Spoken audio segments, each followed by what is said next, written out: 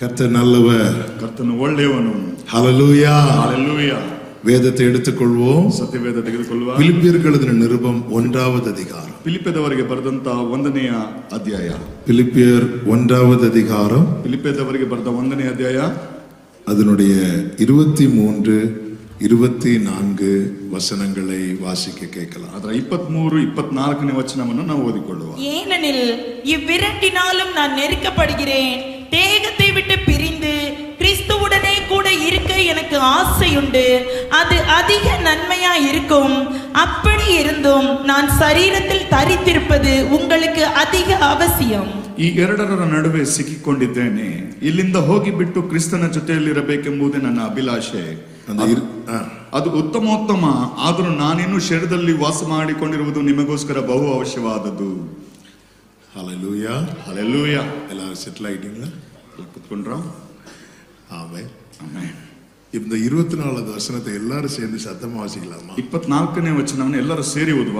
எல்லாரும் எடுத்துட்டீங்களா? ಎಲ್ಲರೂ ತೆಗೆದ್ರಾ? இப்ப எல்லாரும் சத்தமா வாசிக்கலாமா? ಶಬ್ದವಾಗಿ ಓದುವ. அப்படி இருந்தும் நான் சரீரத்தில் தரித்திருப்பது உங்களுக்கு அதிக அவசியம். ஹalleluya. ஹalleluya. பவுல் சொல்லுகிறாரு, ಪೌಲನು ಹೇಳುತ್ತಾನೆ, இந்த தேகத்தை விட்டு பிரிந்து ಈ ದೇಹವನ್ನು ಬಿಟ್ಟು ಅಗಲಿ ಹೋಗಿ இயேசுவோடு இருக்க அதிக ஆசை உண்டு. ಯೇಸುವಿನೊಂದಿಗೆ ಇರಲಿಕ್ಕೆ ಬಹಳ ಹೆಚ್ಚಿನ ಆಸೆ. பவுல் சந்தித்த பிரச்சனைகள் கொஞ்சம் கிடையாது. ಪೌಲನು ಸಂಧಿಸಿದಂತ ಉಪದ್ರವಗಳು ಕಮ್ಮಿ ಏನಲ್ಲ. அப்போஸ்தலர்களே அதிகமாய் கஷ்டப்பட்டது பவுல்னு சொல்லலாம். ಅಪೊಸ್ತಲಗಳಲ್ಲಿ ಹೆಚ್ಚಾಗಿ ದಂಡಿಸಲ್ಪಟ್ಟಿದ್ದು ಪೌಲ. எல்லாருமே கஷ்டப்பட்டாங்க. ಎಲ್ಲರೂ ಕಷ್ಟಪಟ್ಟರು. எல்லாருமே ரத்த சாட்சியா தான் மரிக்கிறாங்க. ಎಲ್ಲರೂ யோவானை தவிர. ಯೋಹನನ ಬಿಟ್ಟು ಎಲ್ಲರೂ ರಕ್ತ ಸಾಕ್ಷಿಗಳಾಗಿ ಸಾವನ್ನಪ್ಪಿದ್ದಾರೆ. ஆனா இவர் பாத்தீங்கன்னா டெய்லி செத்து செத்து பிழைக்கிறது மாதிரி இவர்களே. ಇವ್ರು ನೋಡಿದ್ರೆ ಡೈಲಿ ಸತ್ತು ಬದುಕೋ ರೀತಿ ಅಂತ ಜೀವನ. சொல்ற நான் அனுதினமும் சாகுறேன் அப்படிங்க. ಆತನ ಹೇಳ್ತಾನೆ, ನಾನು ಯಾವಾಗಲೂ ಸಾಯ್ತೇನೆ. பிரச்சனைகள் நடுவுல, ಅಷ್ಟು ಸಮಸ್ಯೆಗಳ ಮಧ್ಯದಲ್ಲಿ சொல்றாரு, இந்த தேகத்தை விட்டு பிரிந்து கிறிஸ்துவோடு இருக்க எனக்கு அதிக ஆசை உண்டு. ಆತನ ಹೇಳ್ತಾನೆ, ಈ ದೇಹವನ್ನ ಬಿಟ್ಟು ಕ್ರಿಸ್ತನಲ್ಲಿ ಇರುವುದೇ ನನಗೆ ಆಸೆ, ಅಭಿಲಾಷೆ. அதிக நன்மையா இருக்கும்.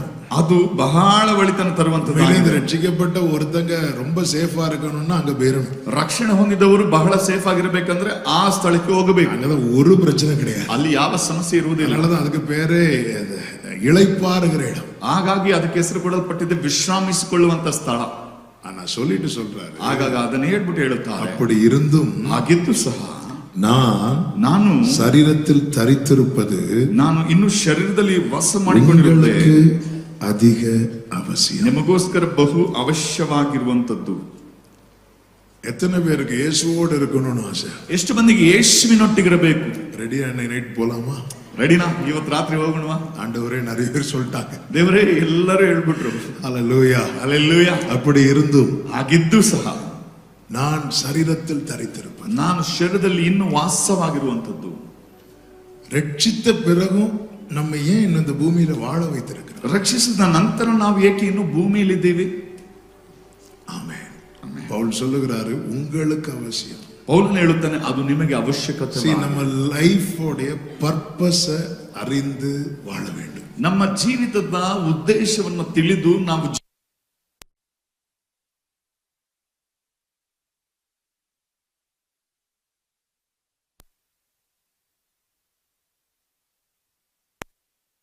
ನಾವು ಸಂಧಿಸಿದಂತಹ ಸಮಸ್ಯೆಗಳನ್ನು ಎಷ್ಟೋ ಜನರು ಇವತ್ತು ಕಾಣ್ಲಿಕ್ಕೆ ಆಗ್ತಿಲ್ಲ. Corona first wave, second wave, third wave, fourth wave, Covid tired ಆಗಿಬಿಟ್ಟು. ಕೊರೋನಾ ಮೊದಲನೇ ಅಲೆ, ಎರಡನೇ ಅಲೆ, ಮೂರನೇ ಅಲೆ, ಅದು ಟಯರ್ಡ್ ಆಗಿ ನಿಂತೋಯ್ತು. அதுல நிறைய பேர் இல்ல, ಅನೇಕರು ಅದರಲ್ಲಿ ಇಲ್ಲ. அவங்க யாரும் நம்மை விட பாவிகளும் கிடையாது, நாம யாரும் அவங்களை விட பரிசுத்தவான்களும் கிடையாது. ಅವರು ಯಾರು ನಮಗಿಂತ ಪಾಪಿಗಳು ಅಲ್ಲ, ನಾವು ಅವರಿಗಿಂತ ಪರಿಶುದ್ಧವಂತರು ಸಹ ಅಲ್ಲ. கர்த்தர் இன்மட்டும் கிருபையாய் பாதுகாத்து இந்த தீபம் அணையாம காக்குறாருன்னா இதுக்கு ஒரு பர்பஸ் இருக்கிறது. ಕರ್ತನು ಇವತ್ತಿನವರೆಗೂ ಈ ದೀಪ ಆರದಂತೆ ಕಾಯುತ್ತಿದ್ದಾನಂದ್ರೆ ಇದಕ್ಕೆ ಒಂದು ಉದ್ದೇಶ ಉಂಟು. இந்த மாலை வேளையில பேசும்படி பரிசுத்த ஆவியானவர் ಈ ಸಂಜೆ வார்த்தை இதுதான். ಈ ಸಂಜೆ ವೇಳೆ ಪರಿಶುದ್ಧಾತ್ಮನು ಪ್ರೇರೇಪಿಸಿ ಮಾತನಾಡಬೇಕಾದ ಅದು ಜವಾಬ್ದಾರಿ ಉಳ್ಳಂತ ಜೀವಿತ. வாழும் வாழ்க்கை அர்த்தமுள்ளதா இருக்க வேண்டும். ನಾವು ಜೀವಿಸುವ ಜೀವಿತ ಅರ್ಥಗರ್ಭಿತವಾಗಿರಬೇಕು. இதற்காக கர்த்தர் எனக்கு காலைதோறும் புதிய கிருபைகளை தந்து வாழ வைக்கிறார். ಯಾಕೆ ದೇವರು ಪ್ರತಿ ದಿವಸ ಹೊಸತನಗಳನ್ನು ಕೊಡುತ್ತಾನೆ? என்னை மட்டும் அவர் பாரம் என்று ஒரு செகண்ட் யோசிச்சிருந்தா கூட கிருபை தரது ஸ்டாப் ஆயிருக்கும். ಆತನು ಒಂದು ದಿವಸ ಭಾರವಾಗಿ ಕೊಡುವುದಾದ್ರೆ ನಾವು ಕೃಪೆ ಕೊಡುವುದು ನಿಂತು ಹೋಗ್ತಿತ್ತು. ஆனால் அவர் இந்த தீபம் மங்கின போதும் அணைக்கவில்லை. ಆ ದೀಪ ಹಾರುವಾಗ ಅದು ಅವರು ಹಾರಿ ಹೋಗಲಿಲ್ಲ. இந்த நாணல் நெறிந்த போது முறிக்கவில்லை. ಆ ಬತ್ತಿ ಎದ್ದಾಗ ಅದು ಮುರಿದು ಹೋಗಲಿಲ್ಲ. என்ன நோக்கத்துக்காக என்னை இந்த பூமியில ஜெனிப்பித்தாரோ அந்த நோக்கத்தை நிறைவேற்ற அவர் ரெடியா இருக்கிறார். ಯಾವ ಉದ್ದೇಶಕ್ಕಾಗಿ ಆತನು ನಮ್ಮನ್ನು ಜನಿಸಿದನೋ ಆ ಉದ್ದೇಶ ನೆರವೇರಿಸಕ್ಕಾಗಿ ಆತನು ಸಿದ್ಧನಿದ್ದಾನೆ. எத்தனை பேர் விரும்புறீங்க என் வாழ்க்கை அர்த்தமுள்ளதா இருக்க வேண்டும்? ಎಷ್ಟು ಜನ ಬಯಸುತ್ತೀರಿ ನನ್ನ ಜೀವಿತ ಅರ್ಥಗರ್ಭಿತವಾಗಿರುತ್ತದೆ? நாம் ஆசீர்வதிக்கப்பட விரும்புகிறோம். ನಾವು ಆಶೀರ್ವದಿಸಲ್ಪಡಲಿಕ್ಕೆ ಬಯಸುತ್ತೇವೆ. அற்புதங்களை காண விரும்புகிறோம். ಅದ್ಭುತಗಳನ್ನು ನೋಡ್ಲಿಕ್ಕೆ ಬಯಸುತ್ತೇವೆ. ಅದಕ್ಕೆ ಮೇಲಾಗ ನಮ್ಮ ಲೈಫ್ ಅರ್ಥமுள்ளதா இருக்க வாஞ்சிக்கணும். ಅದಕ್ಕೆ ಮಿಗಿಲಾಗಿ ನಮ್ಮ ಜೀವಿತವು ಅರ್ಥಗರ್ಭಿತವಾಗಿ ನಾವು அப்போஸ்தலனாகிய ಅಪೇಕ್ಷಿಸಬೇಕು. பவுல் கலாத்தியருக்கு எழுதும்போது சொல்லுகிறார். ಅಪೊಸ್ತಲನಾದ ಪೌಲನು ಗಲಾತ್ಯದವರಿಗೆ ಬರೆಯುವಾಗ ಹೇಳುತ್ತಾನೆ, கலாத்தியர் 1வது அதிகாரம் 23 24 வசனங்களிலே ಗಲಾತ್ಯರು 1:23 ವಚನಗಳಲ್ಲಿ முன்னே நம்மை துன்பப்படுத்தினவனே, பவுலை குறித்து மற்றவர்கள் பேசுகிறார்கள். முன்னே நம்மை துன்பப்படுத்தினவனே, நான் அழிக்க தேடின விசுவாசத்தை இப்பொழுது பிரசங்கிக்கிறான் என்பதை மாத்திரம் அவர்கள் கேள்விப்பட்டிருந்து என்னை பற்றி தேவனை மகிமைப்படுத்தினார்கள். என்னை பற்றி தேவனை மகிமைப்படுத்தினார்கள். ನನ್ನ ಬಗ್ಗೆ ದೇವರನ್ನ ಕೇಳಿ ಮಹಿಮೆ ಹೊಂದಿದರು. பவுல் சொல்லுகிறார், என்னை பற்றி தேவனை மகிமைப்படுத்தினார்கள். ಪೌಲನು ಹೇಳಿದ ನನ್ನ ಬಗೆಗೆ ದೇವರು ಮಹಿಮೆಯನ್ನು ಹೊಂದಿದರು. அந்த வார்த்தையை சொல்லுங்க, என்னை பற்றி தேவனை மகிமைப்படுத்தினார்கள். ಪೌಲನು ಹೇಳಿದ ನನ್ನ ಬಗೆಗೆ ದೇವರು ಮಹಿಮೆ ಹೊಂದಿದನು.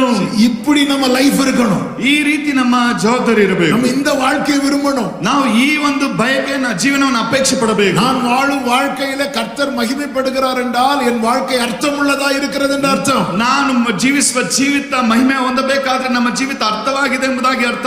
நான் வாழும் வாழ்க்கையில என் தேவன் இன்னும் மகிமையே படவில்லை என்றால், ನಾ ಜೀವಿಸುವಂತ ಜೀವಿತದಲ್ಲಿ ದೇವರು ಮಹಿಮೆ ಹೊಂದಲಿಲ್ಲ ಅಂದರೆ நாட்களை வீணாய் கழித்து கொண்டிருக்கிறேன் என்று அர்த்தம். ನಾನು ನನ್ನ ಜೀವಿತವನ್ನು ವ್ಯರ್ಥವಾಗಿ ಕಳೆದಿದ್ದೇನೆ ಎಂಬುದಾಗಿ ಅರ್ಥ. ஹல்லேலூயா, ಹಲ್ಲೆಲೂಯಾ. வேகமாய் நாட்கள் ஓடிக்கொண்டிருக்கிறது. ವೇಗವಾಗಿ ದಿನಗಳು ಕಳೆದೋಗ್ತಿದ್ದಾವೆ. இப்பதான் 2025 எழுத பழகி இருக்கிறோம். ಈಗಲೇ 2025 ಬರ್ಲಿಕ್ಕೆ ಪ್ರಾರಂಭವಾಗಿದೆ. ஜனவரி பிப்ரவரில எல்லாம் பழைய வருஷத்தை தான் எழுதுவோம். ಆ ಜನವರಿ எழுதி வெட்டி எழுதுவோம். ಅದನ್ನ ಕತ್ತರಿಸಿ ಬರುತ್ತಿದ್ದೀವಿ. நம்ம புது வருஷம் எழுதி படிக்கிறதுக்குள்ள முடிஞ்சிடும். ಹೊಸ ವರ್ಷ ಬರ್ದ ವರ್ಷದಲ್ಲಿ ಅದು ಮುಗ್ದೋಗ್ತದೆ. இப்பதான் எல்லாருக்கும் ஹாப்பி நியூ இயர் சொல்லிட்டு வந்தோம். என்ன 4வது மாசம் முடிய போகுது. ಈಗ ಹ್ಯಾಪಿ ನ್ಯೂ ಇಯರ್ ಹೇಳಿ ಬಂದು ಆದ್ರೆ ಈಗ 4ನೇ ತಿಂಗಳು ಮುಗಿತಾ ಇದೆ. ஒவ்வொரு நாள் முடிய நம்முடைய ஆயுசுல ஒவ்வொரு நாள் குறைந்து கொண்டே இருக்கிறது. ಒಂದೊಂದು ದಿವಸ ಮುಕ್ತಾಯವಾಗ್ತಾ ನಂತರ ನಮ್ಮ ಜೀವಿತದ ஒவ்வொரு வருஷம் முடிய நம்முடைய ஆயுசுல ஒரு வருஷம் குறையுது. ಒಂದೊಂದು ವರ್ಷ ಆಯ್ತಾ ಇರುವಾಗ ನಮ್ಮ ಜೀವಿತದ ಅವಧಿ ಕೂಡ பர்த்டே வரும்போது ஹாப்பி பர்த்டே சொல்லி கொண்டாடுறோம். ಓ ನಾವು ಈ ಲೋಕಕ್ಕೆ ಹುಟ್ಟು ಹಬ್ಬದಕ್ಕೆ ಹ್ಯಾಪಿ ಬರ್ಡೇ ಎಂಬುದಾಗಿ உண்மை என்னன்னா ஒரு வருஷம் அவுட். ನಿಜ ಏನಂದ್ರೆ ಒಂದು ವರ್ಷ ಕಳೆದೋಯ್ತು. அதனால என்னமோ தெரியல, கேக்ல கேண்டில் வச்சு ஃபூன் ஊதி போச்சு ஒரு வருஷம். ಕೇಕ್ ನಲ್ಲಿ ಕ್ಯಾಂಡಲ್ ಇಟ್ಟಿ ಅಂದ್ಬಿಟ್ಟು ಹೋಯ್ತು ಒಂದು ವರ್ಷ ಅಂತ ಹೇಳ್ತೀವಿ. நாட்கள் வேகமாய் போகிறது. ಅದು ಅಷ್ಟು ಬೇಗವಾಗಿ. ஆண்டவராக இயேசு கிறிஸ்து ஒரு வார்த்தையை சொல்லுவார். ಕರ್ತನಾದ ಯೇಸು ಕ್ರಿಸ್ತನು ಒಂದು ಮಾತನ್ನು ಹೇಳ್ತಾನೆ, இதோ நான் சீக்கிரமாய் வருகிறேன், இதோ ನಾನು ಶೀಘ್ರವಾಗಿ ಬರುತ್ತೇನೆ, அவனுக்கு நான் அளிக்கும் பலன் என்பார். ಪ್ರತಿಯೊಬ್ಬನಿಗೂ ಬರಬೇಕಾದಂತ ಪ್ರತಿಫಲ ನನ್ನಿಂದ ಅವನಿಗೆ ಬರ್ತದೆ, என்னோடு கூட வருகிறது, ನನ್ನಿಂದ ಸೇರಿ ಅದು ಬರ್ತದೆ. ரிவார்டோட வர ಆತನು ಪ್ರತಿಫಲದೊಂದಿಗೆ ಬರುತ್ತಾನೆ. 7 சபைகளுக்கு சொல்லும் போது முதலாவது சொல்லுகிற வார்த்தை என்ன தெரியுமா? ಅವರು 7 ಸಭೆಗಳಿಗೆ ಮೊದಲನೇದಾಗಿ ಹೇಳುವಂತದ್ದೇನು ಗೊತ್ತುಂಟಾ? உன் கிரியைகளை அறிந்திருக்கிறேன். ನಿನ್ನ ಕ್ರಿಯೆಗಳನ್ನು ನಾನು கிரியைகளை அறிந்திருக்கிறேன். ನಿನ್ನ ಕ್ರಿಯೆಗಳನ್ನು ನಾನು அறிந்திருக்கிறேன். ಕ್ರಿಯೆಗಳನ್ನು ತಿಳ್ಕೊಂಡವನಾಗಿದ್ದೇನೆ. கிரியைகளுக்கு பலன் கொடுக்கும்படி இயேசு சீக்கிரம் வரப்போகிறார். ಕ್ರಿಯೆಗಳಿಗೆ ಫಲ ಕೊಡತಕ್ಕಂತೆ ಯೇಸು ಶೀಘ್ರವಾಗಿ ಕೆಳಗಿಳಿದು ಬರುತ್ತಾನೆ. நாட்களை நாம் வீணாக்கி கொண்டே இருப்போம் என்றால் ನಮ್ಮ ಜೀವಿತವನ್ನು ನಾವು ವ್ಯರ್ಥ ಮಾಡಿಕೊಂಡು எவனிடத்தில் அதிகம் கொடுக்கப்பட்டதோ அவனிடத்தில் அதிகம் கேட்கப்படும் என்று ಸತ್ಯವೇದ ಹೇಳುತ್ತದೆ. ಯಾರ ಬಳಿ ಹೆಚ್ಚಾಗಿ ಕೊಡಲ್ಪಟ್ಟಿದೆಯೋ ಅವರ ಬಳಿ ಹೆಚ್ಚಾಗಿ ಕೇಳಲ್ಪಡುತ್ತದೆ. 5 கொடுத்தவனிடத்தில் தேவன் 10 எதிர்பார்க்கிறார். 5 ಕೊಟ್ಟವನಿಗೆ ಬದಲಾಗಿ 10 ಎದುರು 2 ನೋಡುತ್ತಾನೆ. கொடுத்தவன்ட்ட 4 எதிர்பார்க்கிறார். 2 ಕೊಟ್ಟವನಿಗೆ 4 ಪ್ರತ್ಯುತ್ತರವಾಗಿ ಎದುರು ನೋಡುತ್ತಾನೆ. 1 கொடுத்தவன்ட்ட கர்த்தர் 10 எதிர்பார்க்கல. 1 ಕೊಟ್ಟವನಿಗೆ 10 ಎದುರು ನೋಡಲಿಲ್ಲ.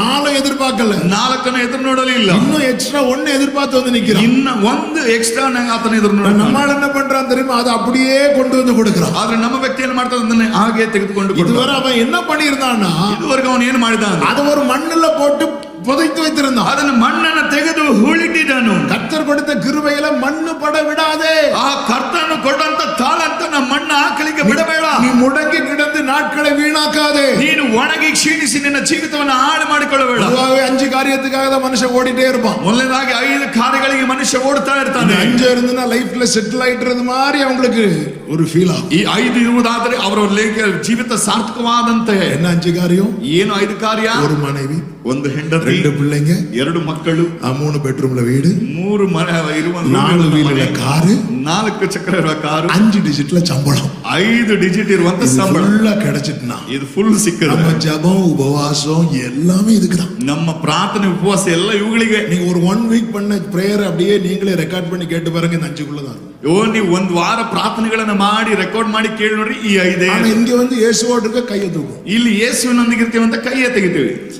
பரலோகத்தில் வீட்டிருக்கிற ஒரு சிரிப்பாரா, ಪರಲೋಕದಲ್ಲಿ ಇರುವಂತವನ್ನ ನಗುತ್ತಾನ. இதெல்லாம் நன்மை. ಇದು ಒಳಿತುಗಳು. என் ஜீவனுள்ள நாளெல்லாம் நன்மையும் கிருபையும் என்னை தொடரும். ಜೀವಮಾನವೆಲ್ಲ ನೀನು ಶುಭವು ಕೃಪೆಯನ್ನು ನೀನು ಹೊಂದುತ್ತಿ. என் எல்லைகளை பெரிதாக்கி என்னை ஆசீர்வதிப்பது கர்த்தருக்கு பிரியமான ನನ್ನ காரியம். ಎಲ್ಲೆಗಳನ್ನು ವಿಸ್ತರಿಸಿ ಆಶೀರ್ವದಿಸುವುದು ಕರ್ತನಿಗೆ ಮೆಚ್ಚುಗೆ. இஸ்ரவேலை ஆசீர்வதிப்பதே கர்த்தருக்கு பிரியம். ಇಸ್ರಾಯೇಲರನ್ನು ಆಶೀರ್ವದಿಸುವುದೇ ಕರ್ತನಿಗೆ ಮೆಚ್ಚುಗೆಯಾದ ಕಾರ್ಯ. நம்மளை bless பண்றது ஆண்டவருக்கு ரொம்ப பிடிக்கும். ಆತನಿಗೆ ಆಶೀರ್ವಾದ ಮಾಡುವುದು ನಮಗೆ ಆತನಿಗೆ ಇಷ್ಟ. சாலமோன் கேட்டார், நீ விரும்புகிறதை என்கிட்ட கேளு அப்படிங்கிறார். ಸೊಲೊಮೋನನ ಬಳಿ ಕೇಳು, ನೀನು ಏನು ಇಷ್ಟಪಡ್ತೀನಿ ನನ್ನ ಕೇಳು. ஆண்டவர் இப்படி இந்த கையில வச்சிருக்கிறார்.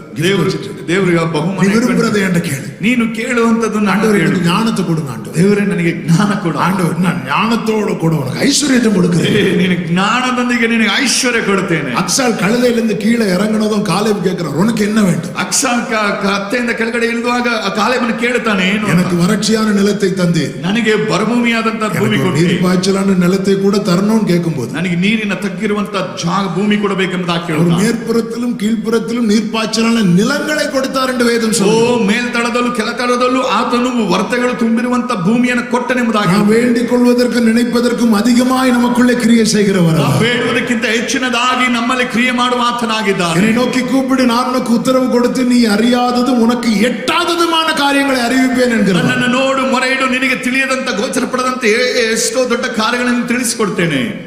எல்லாம் சரிதான், ಎಲ್ಲಾ ಸರಿವೇ. அதே நேரத்துல ಅದೇ ಸಮಯದಲ್ಲಿ என்ன நோக்கத்துக்காக என்னை ஜனிப்பித்து, ಯಾವ ಉದ್ದೇಶದಲ್ಲಿ ನನ್ನನ್ನು ಜನಿಸಿದೆ? அப்போஸ்தலனாகிய பவுல் ಅಪೊಸ್ತಲನಾದ ಪೌಲನು இயேசுவை முதலாவது முதலாவது சந்திப்பு. ಯೇಸುವನ್ನ ಭೇಟಿ ಮಾಡುವಂತ ಈ ಮೊದಲನೆಯ ಭೇಟಿ. இயேசுவை பார்த்து கேட்கிறார், நீர் யார் என்று கேட்கிறார். ಯೇಸುವನ್ನ ನೋಡಿ ಕೇಳುತ್ತಾನೆ, ನೀನ್ ಯಾರು ಸ್ವಾಮಿ? இரண்டாவது கேள்வி, ಎರಡನೇ ಪ್ರಶ್ನೆ ಕೇಳುತ್ತಾನೆ, நான் என்ன செய்ய சித்தமாய்? ನಾನು ಏನು ಮಾಡಲು ಬಯಸುತ್ತಿ? பவுலுக்கு பைபிள் ஃபுல்லா தெரியும். ಪೌಲನಿಗೆ ಬೈಬಲ್ ಸಂಪೂರ್ಣವಾಗಿ ಗೊತ್ತು. ஆனா பர்பஸ் தெரியாம ஓடிட்டு இருந்தார். ಆದ್ರೆ ಉದ್ದೇಶ ತಿಳಿಯದೆ ಓಡುತ್ತಿದ್ದ. சித்தம் அறியாமல் எவ்வளவு வேகமா ஓடினாலும், ದೇವರ ಚಿತ್ತ ತಿಳಿಯದೆ ಎಷ್ಟೇ ಪ್ರಗತಿಯಿಂದ ಓಡಿದರು ஒரு இடத்துல விழுந்துருவோம். ಒಂದು ಸ್ಥಳದಲ್ಲಿ ಕೆಡವಿ ಬೀಳುತ್ತೇವೆ. அப்படிதான் பவுல் விழுந்தான். ಹಾಗೆ ಪೌಲನು ಬಿದ್ದ. சித்தம் அறியாமல் குதிரையின் பலத்துல ஓடின பவுல் பாதியில விழுந்தான். ಆ ಒಂದು ಕುದುರೆಯ ರಥದ ಬಲದಿಂದ ಓಡಿದಂತಹ ಪೌಲನು ಅರ್ಧದಲ್ಲಿ ಕೆಳಗೆ ಬಿದ್ದು. சித்தம் அறிந்து கிருபையின் பலத்துல ஓடின பவுல் சொல்லுகிறார், நல்ல போராட்டத்தை போராடினேன், ಚಿತ್ತದ ದೇವರ ஓட்டத்தை முடித்தேன், விசுவாசத்தை காத்துக்கொண்டேன் என்று. ದೇವರ ಚಿತ್ತವನ್ನು ತಿಳಿದಂತ ಪೌಲನ ಕೊನೆಯಲ್ಲಿ ಹೇಳುತ್ತಾನೆ, ಶ್ರೇಷ್ಠವಾದ ಹೋರಾಟವನ್ನು ಓಡಿದೆ, ನಂಬಿಕೆಯನ್ನು ನನ್ನ ಓಟವನ್ನು ಕೊಡೆಗಣಿಸಿದೆ ಎಂಬುದಾಗಿ. ஆமென். எந்த சௌரியவானும் தன் குதிரையின் பலத்தினால் ரட்சிக்கப்படான். ಯಾವ ಯುದ್ಧ ವೀರನು ತನ್ನ ಕುದುರೆಯ ಬಲದಿಂದ ಅವನು ರಕ್ಷಿಸಲ್ಪಡಲಿಕ್ಕೆ ಆಗುವುದಿಲ್ಲ. குதிரை நல்லது, ಕುದುರೆ ಇರುವಂತದ್ದು எல்லா ಒಳ್ಳೆಯದು. நன்மையும் நமக்கு தேவைதான். ಎಲ್ಲಾ ಒಳಿತುಗಳು ನಮಗೆ ಅಗತ್ಯನೇ. அவைகளினால் நம்முடைய ஓட்டம் நிறைவடையாது. ಆದ್ರೆ ಅವುಗಳಿಂದ ನಮ್ಮ ಓಟ ಸಂಪೂರ್ಣತೆ நம்முடைய ಆಗುವುದಿಲ್ಲ. ஓட்டம் நிறைவடைய வேண்டும்னா நமக்கு நோக்கம் தெரிய வேண்டும். ನಮ್ಮ ಓಟ ಸಂಪೂರ್ಣವಾಗಬೇಕಂದ್ರೆ ನಮ್ಮ ಒಂದು ಚಿತ್ತ ಏನೆಂಬುದಾಗಿ ತಿಳ್ಕೊಳ್ಳಬೇಕು. நான் ஊழியம் செய்யறதுனால ஊழிய பாதையில எனக்கு தெரிந்திருக்க வேண்டிய 2 முக்கியமான காரியம் உண்டு. ನಾನು ಸೇವೆ ಮಾಡುವುದರಿಂದ ನನ್ನ ಸೇವೆಯಲ್ಲಿ 2 ವಿಧವಾದಂತ ಮುಖ್ಯ ಕಾರ್ಯಗಳು ಉಂಟು. ஒன்று, எது என் ஊழியம்? ಯಾವುದು ನನ್ನ ಸೇವೆ? ಮೊದಲನೇದು, எது வரைக்கும் என் ஊழியம்? ಎಲ್ಲಿಯ ತನಕ ನನ್ನ ಸೇವೆ? ரெண்டும் தெரியலன்னா, ಇದೆರಡು ಗೊತ್ತಿಲ್ಲ ಅಂತ ಅಂದ್ರೆ என்னுடைய செயல் எல்லாமே நிச்சயம் இல்லாம தான் இருக்கும். ನನ್ನ ಒಂದು ಕ್ರಿಯೆಗಳೆಲ್ಲ ಏನು ನಿಶ್ಚಯ ಇಲ್ಲದೆ. அதுபோலதான் நம்ம ஒவ்வொருவருடைய வாழ்க்கையும். ಅದೇ ರೀತಿ ನಮ್ಮ ಜೀವಿತದಲ್ಲಿ ಒಬ್ಬೊಬ್ಬರ ಜೀವಿತದಲ್ಲೂ என்னுடைய லைஃபோட நோக்கம் என்ன? ನನ್ನ ಜೀವಿತದ ಗುರಿ ಏನು? அது எது வரைக்கும்? ಅದು ಎಲ್ಲಿಯ ತನಕ? எது எனவும் தெரிஞ்சிருக்கணும். ಎಲ್ಲಿಯವರೆಗೂ ನಾನು ಇರಬೇಕು? எது வரைக்கும் எனவும் தெரிஞ்சிருக்கணும். ನಾನು ಎಲ್ಲಿಯ ತನಕ ಅದನ್ನ யோவான் ತಿಳ್ಕೊಂಡಿರಬೇಕು. ஸ்நானனுக்கு தன் ஊழியம் எது என தெரிந்திருந்தது. ಸ್ನಾನಿಕನಾದ ಯೋಹಾನನಿಗೆ ತನ್ನ ಸೇವೆ ಎಲ್ಲಿಯ ತನಕ ಗೊತ್ತಿತ್ತು, ஆனா எது வரைக்கும் தெரியல. ಆದ್ರೆ ಎಲ್ಲಿಯ ತನಕ ಆತನಿಗೆ ಗೊತ್ತಿಲ್ಲ. எது என தெரிஞ்சது ಯಾವುದೆಂತ ಗೊತ್ತಿತ್ತು, அவனுக்கு சந்தேகமே இல்ல. ಅವನಿಗೆ ಯಾವ ಸಂದೇಹ இதோ ಇಲ್ಲ. உலகத்தின் பாவத்தை சுமந்து தீர்க்கிற தேவ ஆட்டுக்குட்டி நிச்சயத்தோடு சொல்லுகிறான். ಈಗ ಲೋಕದ ಪಾಪವನ್ನು ಹೊರುವ ದಿವ್ಯ ಯಜ್ಞದ ಕುರಿ ಎಂಬುದಾಗಿ ಸೂಚಿಸಿ ಹೇಳುತ್ತಾನೆ. எங்கே யோவான் சிறைப்படுத்தப்பட்டானோ அங்கே இயேசுவின் ஊழியம் ஆரம்பமாகிறது. ಎಲ್ಲಿ ಯೋಹಾನನು ಸೆರೆ ಹೊಂದಿದನೋ ಆ ಸ್ಥಳದಿಂದ ಯೇಸುವಿನ ಸೇವೆ ಪ್ರಾರಂಭವಾಗಿದೆ. அப்ப அந்த அது வரைக்கும் தான் யோவான் ஸ்நானனுடைய ஊழியம். ಅಲ್ಲಿಯ ತನಕನೇ ಯೋಹಾನ ಸ್ನಾನಿಕನ அதை ಸೇವೆ இயேசு கண்டினியூ பண்ண தொடங்கிட்டார். ಆತನು ಯೇಸು ಪ್ರಾರಂಭಿಸಿದ. யோவான் ஸ்நானனுக்கு எது வரைக்கும் தெரியாததனால ಆತ ಸ್ನಾನಿಕನ ದೇವನಿಗೆ ಎಲ್ಲಿವರೆಗೂ ಅಂತ ಗೊತ್ತಿಲ್ಲ. அவர் திரும்பியே வராரு. ಆತನು ತಿರುಗಿ ಬರುತ್ತಾನೆ. ஆனா அடுத்த அவருடைய மினிஸ்ட்ரி ஃப்ரூட்ஃபுல்லா இருந்தது மாதிரி பைபிள்ல சொல்லுது.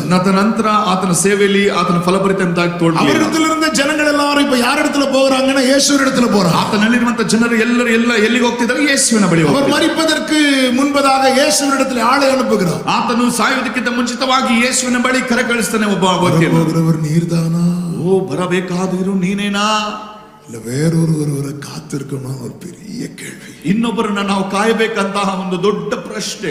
நம்முடைய ஆரம்பம் நிச்சயத்தோடு ஆரம்பிப்போம். ನಮ್ಮ ಪ್ರಾರಂಭ ನಿಶ್ಚಯ ಗುರಿಯೊಂದಿಗೆ ಆರಿಸ್ತೀವಿ, தடுமாறில கூட. ಆದ್ರೆ ಅಂತ್ಯ ತತ್ತರಿಸಿ ಹೋಗಬಾರದು. எனவேதான் இயேசு சொல்லுகிறார், என்னில் இடரல் அடையாதிருக்கிறவன் பாக்கியம். ಹಾಗಾಗಿ ಯೇಸು ಹೇಳ್ತಾನೆ, ನನ್ನಲ್ಲಿ ಜಾರಿ ಬೀಳದವನು ಭಾಗ್ಯವಂತನು. எது என தெரிந்திருக்க வேண்டும்? ಯಾವುದು ನನ್ನನ್ನು ತಿಳಿದುಕೊಂಡಿರಬೇಕು? எது வரைக்கும் என தெரிந்திருக்க வேண்டும்? ಎಲ್ಲಿಯ ತನಕ ನಾವು ತಿಳ್ಕೊಂಡಿರಬೇಕು? தேவ சமூகத்தில் நாம் இதை அறிந்திருக்க வேண்டியது அவசியம். ದೇವ ಸನ್ನಿಧಾನದಲ್ಲಿ ಇವುಗಳನ್ನು ತಿಳಿಯಬೇಕಾದ ಅವಶ್ಯ. இந்த நோட்டம் ஜெயத்துடன் மூடின் அந்த நாடு சுதந்திர அவர் பாதம் விழுந்து பணிந்து ஆனந்த கண்ணீர் வடிப்பே. எந்த நோட்டம்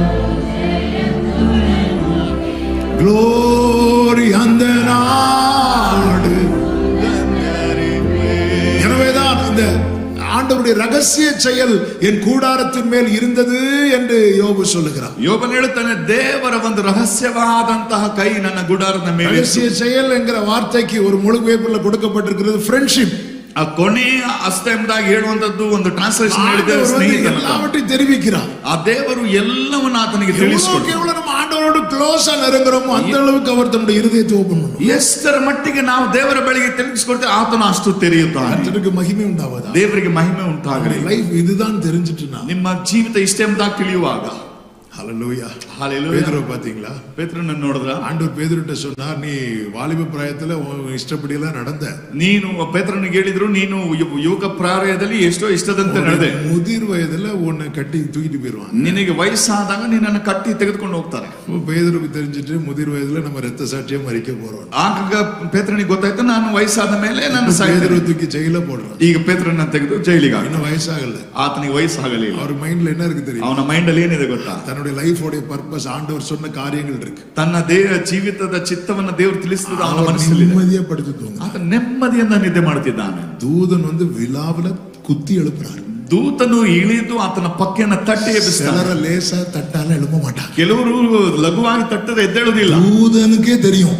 ದೂತನಿಗೆ ಗೊತ್ತು, ஆட்களை சும்மால எழுப்ப முடியாது. ನಮ್ಮ ವ್ಯಕ್ತಿನ ಸುಮ್ಮನೆ ಹಂಗೆ ಎಬ್ಸಕ್ಕಾಗಲ್ಲ. எங்க குத்தணுமோ அங்க குத்தினாதான் எழுப்புவாங்க. ಎಲ್ಲಿ ಚುಚ್ಚಿದ್ರೆ ಅಲ್ಲಿ ಅವರು ಎದ್ರೆಟ್ಟು எழும்பி ಅಲ್ಲಿಂದ அவரு கனவு காண்றது போல இருந்துச்சு. ಅದು ಕನಸು ಕಂಡ ಹಾಗೆ. நல்ல வேளை கனவு காண்பது போல இருந்ததற்காக ஸ்தோத்திரம். ಒಳ್ಳೆ ತರ ಅದು ಕನಸು ಕಂಡಂತೆ ಇದ್ದಕ್ಕಾಗಿ அங்க மட்டும் நல்ல கண் திறந்திருப்பாருன்னா ಅಲ್ಲಿ ಒಳ್ಳೆ ಕಣ್ಣು ಬಿಟ್ಟಿட்டு ನೋಡಿದ್ರು, தூதன்ட சொல்லுவாரு, ஸ்னூஸ் போட்டு விடுவாரு. ಓ ದೂತನು ಹೇಳಿ ஒரு half an hour கழிச்சு வந்து எழுப்புங்க. ಒಂದು ಹಾಫ್ ಅನ್ ಅವರ್ ಬಿಟ್ಟು இப்பதான் நல்லா தூங்கிட்டு இருக்கிறேன். ಈಗ ತಾನೇ ಚೆನ್ನಾಗಿ ನಿದ್ದೆ ಮಾಡಿ வெளியே கொண்டு விட்டுட்டு ಅದರ ನಂತರ ಹೊರಗಡೆ ಕರ್ಕೊಂಡು தூக்கத்தெல்லாம் களைச்சிட்டு ಆತನ ನಿದ್ದೆ ಚದರಿ. ஆமென். ஒரு தேவ பிள்ளைக்கு நிச்சயம் இருக்கும். ಒಂದು ದೇವ ಮಗ ನಿಶ್ಚಯ. சத்துருக்கள் சூழ்ந்து இருக்கிறாங்க தாவீது. ಶತ್ರುಗಳು ದಾವೀದನ ಸುತ್ತಲಿದ್ದಾರೆ. நடுவிலே சொல்லுகிறான், நான் சமாதானத்தோட படுத்துக்கொண்டு நித்திரை செய்வேன். ಅದರ ಮಧ್ಯದಲ್ಲಿ ಹೇಳ್ತಾರೆ, ನಾನು ಸಮಾಧಾನದಿಂದ ನಿದ್ರೆ ಮಾಡುತ್ತೇನೆ. வாழ்க்கை குறித்த ஒரு நிச்சயம் இருக்கிறது. ಯಾಕಂದ್ರೆ ಜೀವಿತದ ಬಗ್ಗೆ ಒಂದು ನಿಶ್ಚಯ ಉಂಟು. ஏன்னா இதுக்காக தான் கர்த்தர் வைத்திருக்கிறார். ದೇವರು ಇದಕ್ಕಾಗಿ ಇಟ್ಟಿದ್ದಾನ. தேவ பிள்ளைகளை இதை நாம் அறிந்து கொள்ள வேண்டியது அவசியமா இருக்கிறது. ದೇವ ಮಕ್ಕಳೇ, ಇದನ್ನ ತಿಳ್ಕೊಳ್ಳಬೇಕಾದದ್ದು ಬಹಳ ಅವಶ್ಯಕತೆ. நம்முடைய ஓட்டம் முடியும் போது நமக்கு ஒரு நிச்சயம் இருக்கும். ನಮ್ಮ ಓಟ ಮುಗಿಯುವಾಗ ನಮಗೆ ಒಂದು ನಿಶ್ಚಯ ಇರಬೇಕು. I have finished my course. ನನ್ನ ಓಟವನ್ನು ನಾನು ಕಡೆಗೊಳಿಸಿದ್ದೇನೆ. என்னுடைய ரேஸை நான் முடிச்சிட்டேன். ನನ್ನ ಓಟವನ್ನು ಕಡೆಗೊಳಿಸಿದ್ದೇನೆ. என்ன கர்த்தர் எனக்கு செட் பண்ணிட்டாரோ அதை முடிச்சேன். ನನ್ನ ದೇವರು ನನಗೆ ಏನು ತಿಳಿಸಿದ್ದನೋ ಅದನ್ನು ನಾನು ಮುಗಿಸಿದ್ದೇನೆ. ஆக்சுவலா இந்த வார்த்தை மரித்தவருடைய கல்லறையிலே மற்றவர்கள் எழுதுவார்கள். ಆದರೆ ಈ ಮಾತನ್ನ ಸತ್ತವರ ಅಂತ್ಯ ಸಮಾಧಿಯಲ್ಲಿ ಬೇರೆಯವರು ಬರೆಯುತ್ತಾರೆ. ஒருத்தங்க ஓட்டம் முடிஞ்சிட்டுனா வேற ஒருத்தங்க இதை சொல்லுவாங்க. ಅವರ ಓಟ ಮುಗಿತಂದ್ರೆ ಇನ್ನೊಬ್ಬ ವ್ಯಕ್ತಿ ಬಂದು ಅದನ್ನ ಹೇಳ್ತಾರೆ. நம்ம சொல்லிட்டு போகணும். ಆದ್ರೆ ನಾವು ಹೇಳಿ ಹೋಗ್ಬೇಕು. ஹalleluya ஹalleluya. ஆமென் ஆமென். போகும்போது சொல்லிட்டு போங்க. ಹೋಗುವಾಗ ಹೇಳ್ಬಿಟ್ಟು ಹೋಗಿ. இது நம்ம போறதுக்கு முன்னாடி சொல்லணும். நான் முடிச்சிட்டேன் பா. ನಾವು ಹೋಗ್ಬೇಕು ಮುಂಚೆ ಹೇಳ್ಬೇಕು. ನಂದು ಆಯ್ತು, ನಾನು முடிச்சிட்டேன் தீமோத்தேயு, நீ என்கிட்ட வர ஜாக்கிரதை படுங்கற.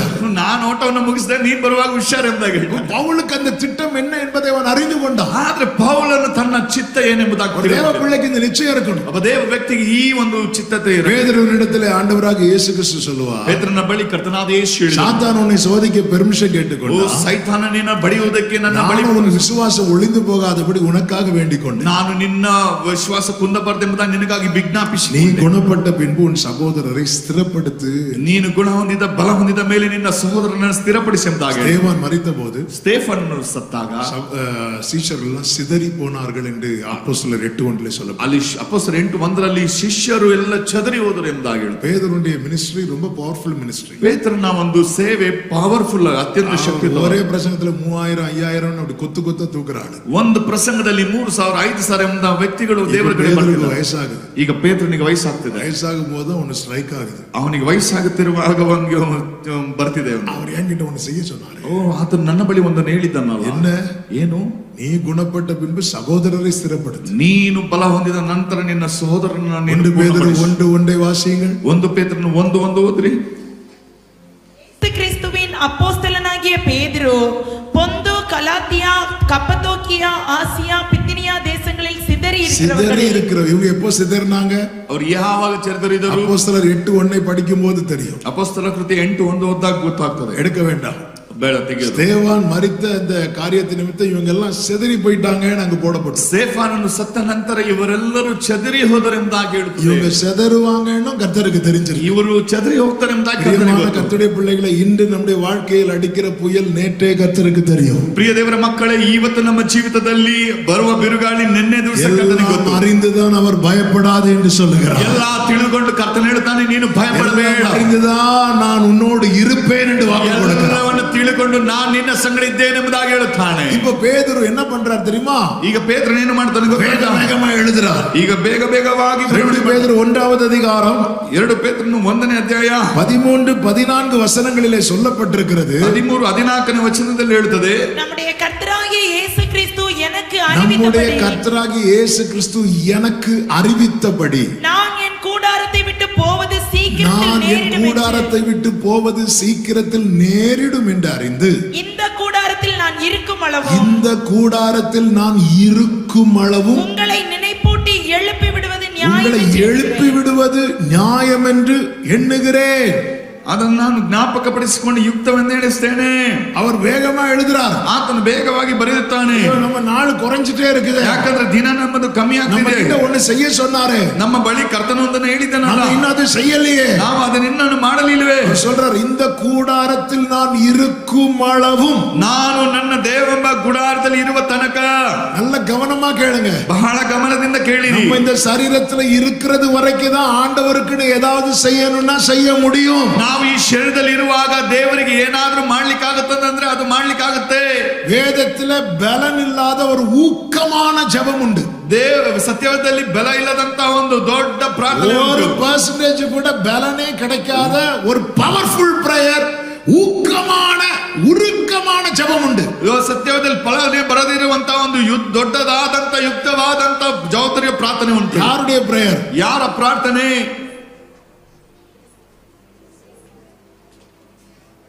ಯಾರ ಪ್ರಾರ್ಥನೆ? பலனே கிடைக்காது, ಪ್ರತಿಫಲ ಸಿಗದೆ, ஒரு பலன் கிடைக்காது, ಒಂದು ಪ್ರತಿಫಲ ಸಿಗಲಿಲ್ಲ. யாருடைய பிரேயர் தெரியுமா? ಯಾರ ಪ್ರಾರ್ಥನೆ ಗೊತ್ತಾ? ஐஸ்வர்யவானுடைய ஜெபம். ಆ ಐಶ್ವರ್ಯವಂತನಾದಂತ ವ್ಯಕ್ತಿಯ ಪ್ರಾರ್ಥನೆ. அவன் ஜெபித்த ஜெபம் பவர்ஃபுல் பிரேயர். ಆತನು ಮಾಡಿದ ಪ್ರಾರ್ಥನೆ சகோதரனுடைய ரட்சிப்புக்காக கண்ணீரோடு ஜெபிக்கிறான். ತನ್ನ ಸಹೋದರ ರಕ್ಷಣೆ ಹೊಂದಲು ಕಣ್ಣೀರಿನಿಂದ ಪ್ರಾರ್ಥಿಸುತ್ತಾನೆ. ஆனால் அவன் சரீரத்தில் இருக்கும் போதல்ல, ಆತನು ಶರೀರದಲ್ಲಿ ಇರುವಾಗಲ್ಲ, அவன் பாதாளத்தில் இருக்கும் போது ஜெபிக்கிறான். ಅವನು ಪ್ರಾರ್ಥಿಸಿದ್ದು ಪಾತಾಳದಲ್ಲಿದ್ದಾಗ. மட்டும் பாதாளத்திலிருந்து ஜெபித்த ஜெபம் அவன் உயிரோடு இருக்கும் போது ஜெபித்திருப்பானா அந்த குடும்பம் நீதிமான்களுடைய கூடாரமாய் மாறி இருக்கும். ಒಂದು ವೇಳೆ ಆ ಐಶ್ವರ್ಯವಂತನು ಪಾತಾಳದಲ್ಲಿ ಪ್ರಾರ್ಥಿಸಲಾರದೆ ಆ ಭೂಮಿಯಲ್ಲಿ ಇರುವಾಗಲೇ ಪ್ರಾರ್ಥಿಸಿರುವಾಗ ಅವರ ಕುಟುಂಬವೆಲ್ಲ ರಕ್ಷಣೆ ಹೊಂದಿರುತ್ತಿತ್ತು. நம்முடைய முன்னோர்களில் ரட்சிக்கப்படாத எத்தனை பேர் இப்படி ஜெபம் பண்ணிட்டு இருப்பாங்கன்னு தெரியாது. ನಮ್ಮ ಪೂರ್ವಿಕರು ಈ ರೀತಿಯಾಗಿ ರಕ್ಷಣೆ ಹೊಂದದೆ ಎಷ್ಟು ಜನ ಪ್ರಾರ್ಥಿಸ್ತಾ ಇರ್ತಾರೋ ನಮಗೆ அந்த ಗೊತ್ತಿಲ್ಲ. ஜெபத்துல ஒரு யூஸ் கிடையாது. ಆ ಪ್ರಾರ್ಥನೆಯಲ್ಲಿ ಏನು ಉಪಯೋಗವಿಲ್ಲ. ஒரு டிராப் தண்ணி கூட கிடைக்கல. ಒಂದು ತೊಟ್ಟು ನೀರು ಸಹ ಸಿಗಲಿಲ್ಲ. பூமியில் இருந்த ஆகார் அழுத போது ஒரு ஊற்றையை திறந்து கொடுக்கிறார். ಆದರೆ ದೇವರು ಭೂಮಿಯಲ್ಲಿದ್ದು ಪ್ರಾರ್ಥಿಸುವಾಗ ದೇವರು ಒಂದು ಹೊರತೆಯನ್ನು ತೆಗೆದುಕೊಳ್ಳುತ್ತಾರೆ. பாதாளத்துல வேதனையில் இருக்கிற ஒருவன் கண்ணீர் விட்டு ஆபிரகாமை நோக்கி வேண்டின போதிலும் ஒரு அந்த சுண்டு விரல்ல தொட்டு ஒரு சொட்டு தண்ணி கூட கிடைக்கல. ಪಾತಾಳದಲ್ಲಿ ಇದ್ದುಕೊಂಡು ಆ ವ್ಯತೆಯನ್ನು ನೋಡಿ ಅವನು ಅಳುತ್ತಿರುವಾಗ ಅಬ್ರಹಾಮನ ಸಂಗಡ ಕೇಳುತ್ತಾನೆ, ನಿನ್ನ ಕೊನೆಯ ಬೆಳ್ಳಿನ ತುತ್ತ ತುದಿಯಲ್ಲಿ ಒಂದು ತೊಟ್ಟು ನೀರು ಕೊಡೋದು ಅದು ಸಿಗಲಿಲ್ಲ. இந்த கூடாரத்தில் இருக்கும் வரைக்கும் தான் செய்ய வேண்டியதை செய்ய முடியும். ಈ ದೇವರ ಗುಡಾರದಲ್ಲಿ ಇರುವಾಗ ಮಾಡಬೇಕಾದ ಕಾರ್ಯಗಳು ಮಾಡ್ಲಿಕ್ಕೆ ಆಗ್ತದೆ. இந்த கூடாரத்தை விட்டு போயிட்டா முடிஞ்சது. ಈ ಗುಡಾರವನ್ನ ಬಿಟ್ಟು ಹೋದ್ರೆ ಮುಗೀತೆಲ್ಲ. எனவேதான் பேதுரு எனக்கு வயசாச்சுன்னு சொல்லி முடங்கி கிடக்கல. ಹಾಗಾಗಿ ಪೇತ್ರ ನನಗೆ ವಯಸ್ಸಾಯ್ತು ಎಂಬುದಾಗಿ ಹಾಗೆ ಬಚ್ಕೊಂಡು அவர் ஆயிரக்கணக்கான ஜனங்களை ரட்சிப்புக்கு நடத்தினது உண்மைதான். ಆತನು ಸಾವಿರಾರು ವ್ಯಕ್ತಿಗಳಿಗೆ ರಕ್ಷಣಾ ಮಾರ್ಗದಲ್ಲಿ ನಡೆಸಿದ್ದು ನಿಜ. முதல் சுவிசேஷ பிரசங்கிய இருந்தது உண்மைதான். ಮೊದಲನೇ ಪ್ರಸಂಗಿಯಾಗಿ ಇದ್ದದ್ದು ನಿಜವೇ. புறஜாதிகளிடத்தில் அவர் மூலமாய் தான் முதலாவது சுவிசேஷம் போனது.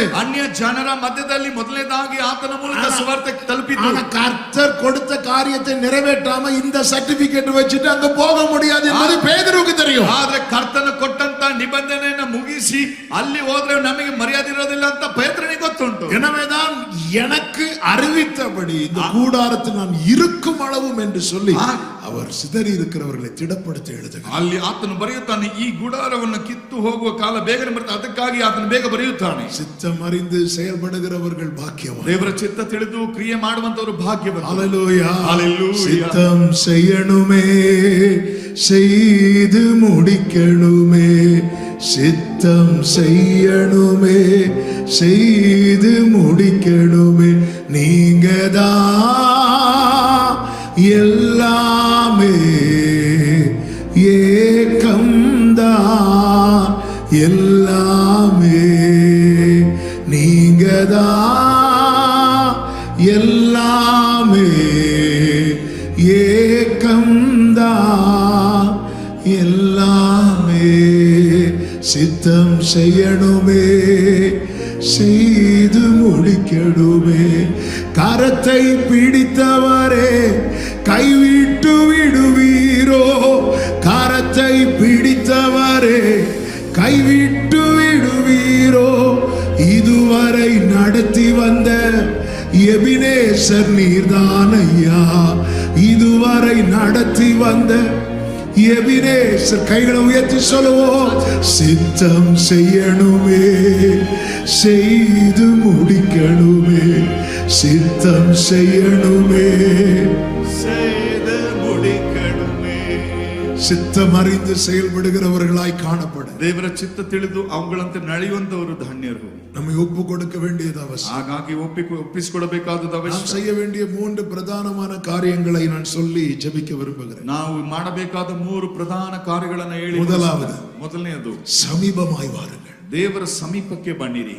இயேசுவுக்கு சமீபமாய் வாருங்கள். ಯೇಸುವಿಗೆ ಸಮೀಪವಾಗಿ யாத்திராகமம் 3வது அதிகாரம் ವಿಮೋಚನೆ ಕಾಂಡ 3ನೇ ಅಧ್ಯಾಯ 1, 2, 3 வசனங்களை வாசிக்க கேட்கலாம். 1, 2, 3ನೇ ವಚನಗಳನ್ನು ಓದುವ. மோசே மீதியான் தேசத்து ஆசாரியனாய் இருந்த தன் மாமனாகிய எத்ரோவின் ஆடுகளை மேய்த்து வந்தான்.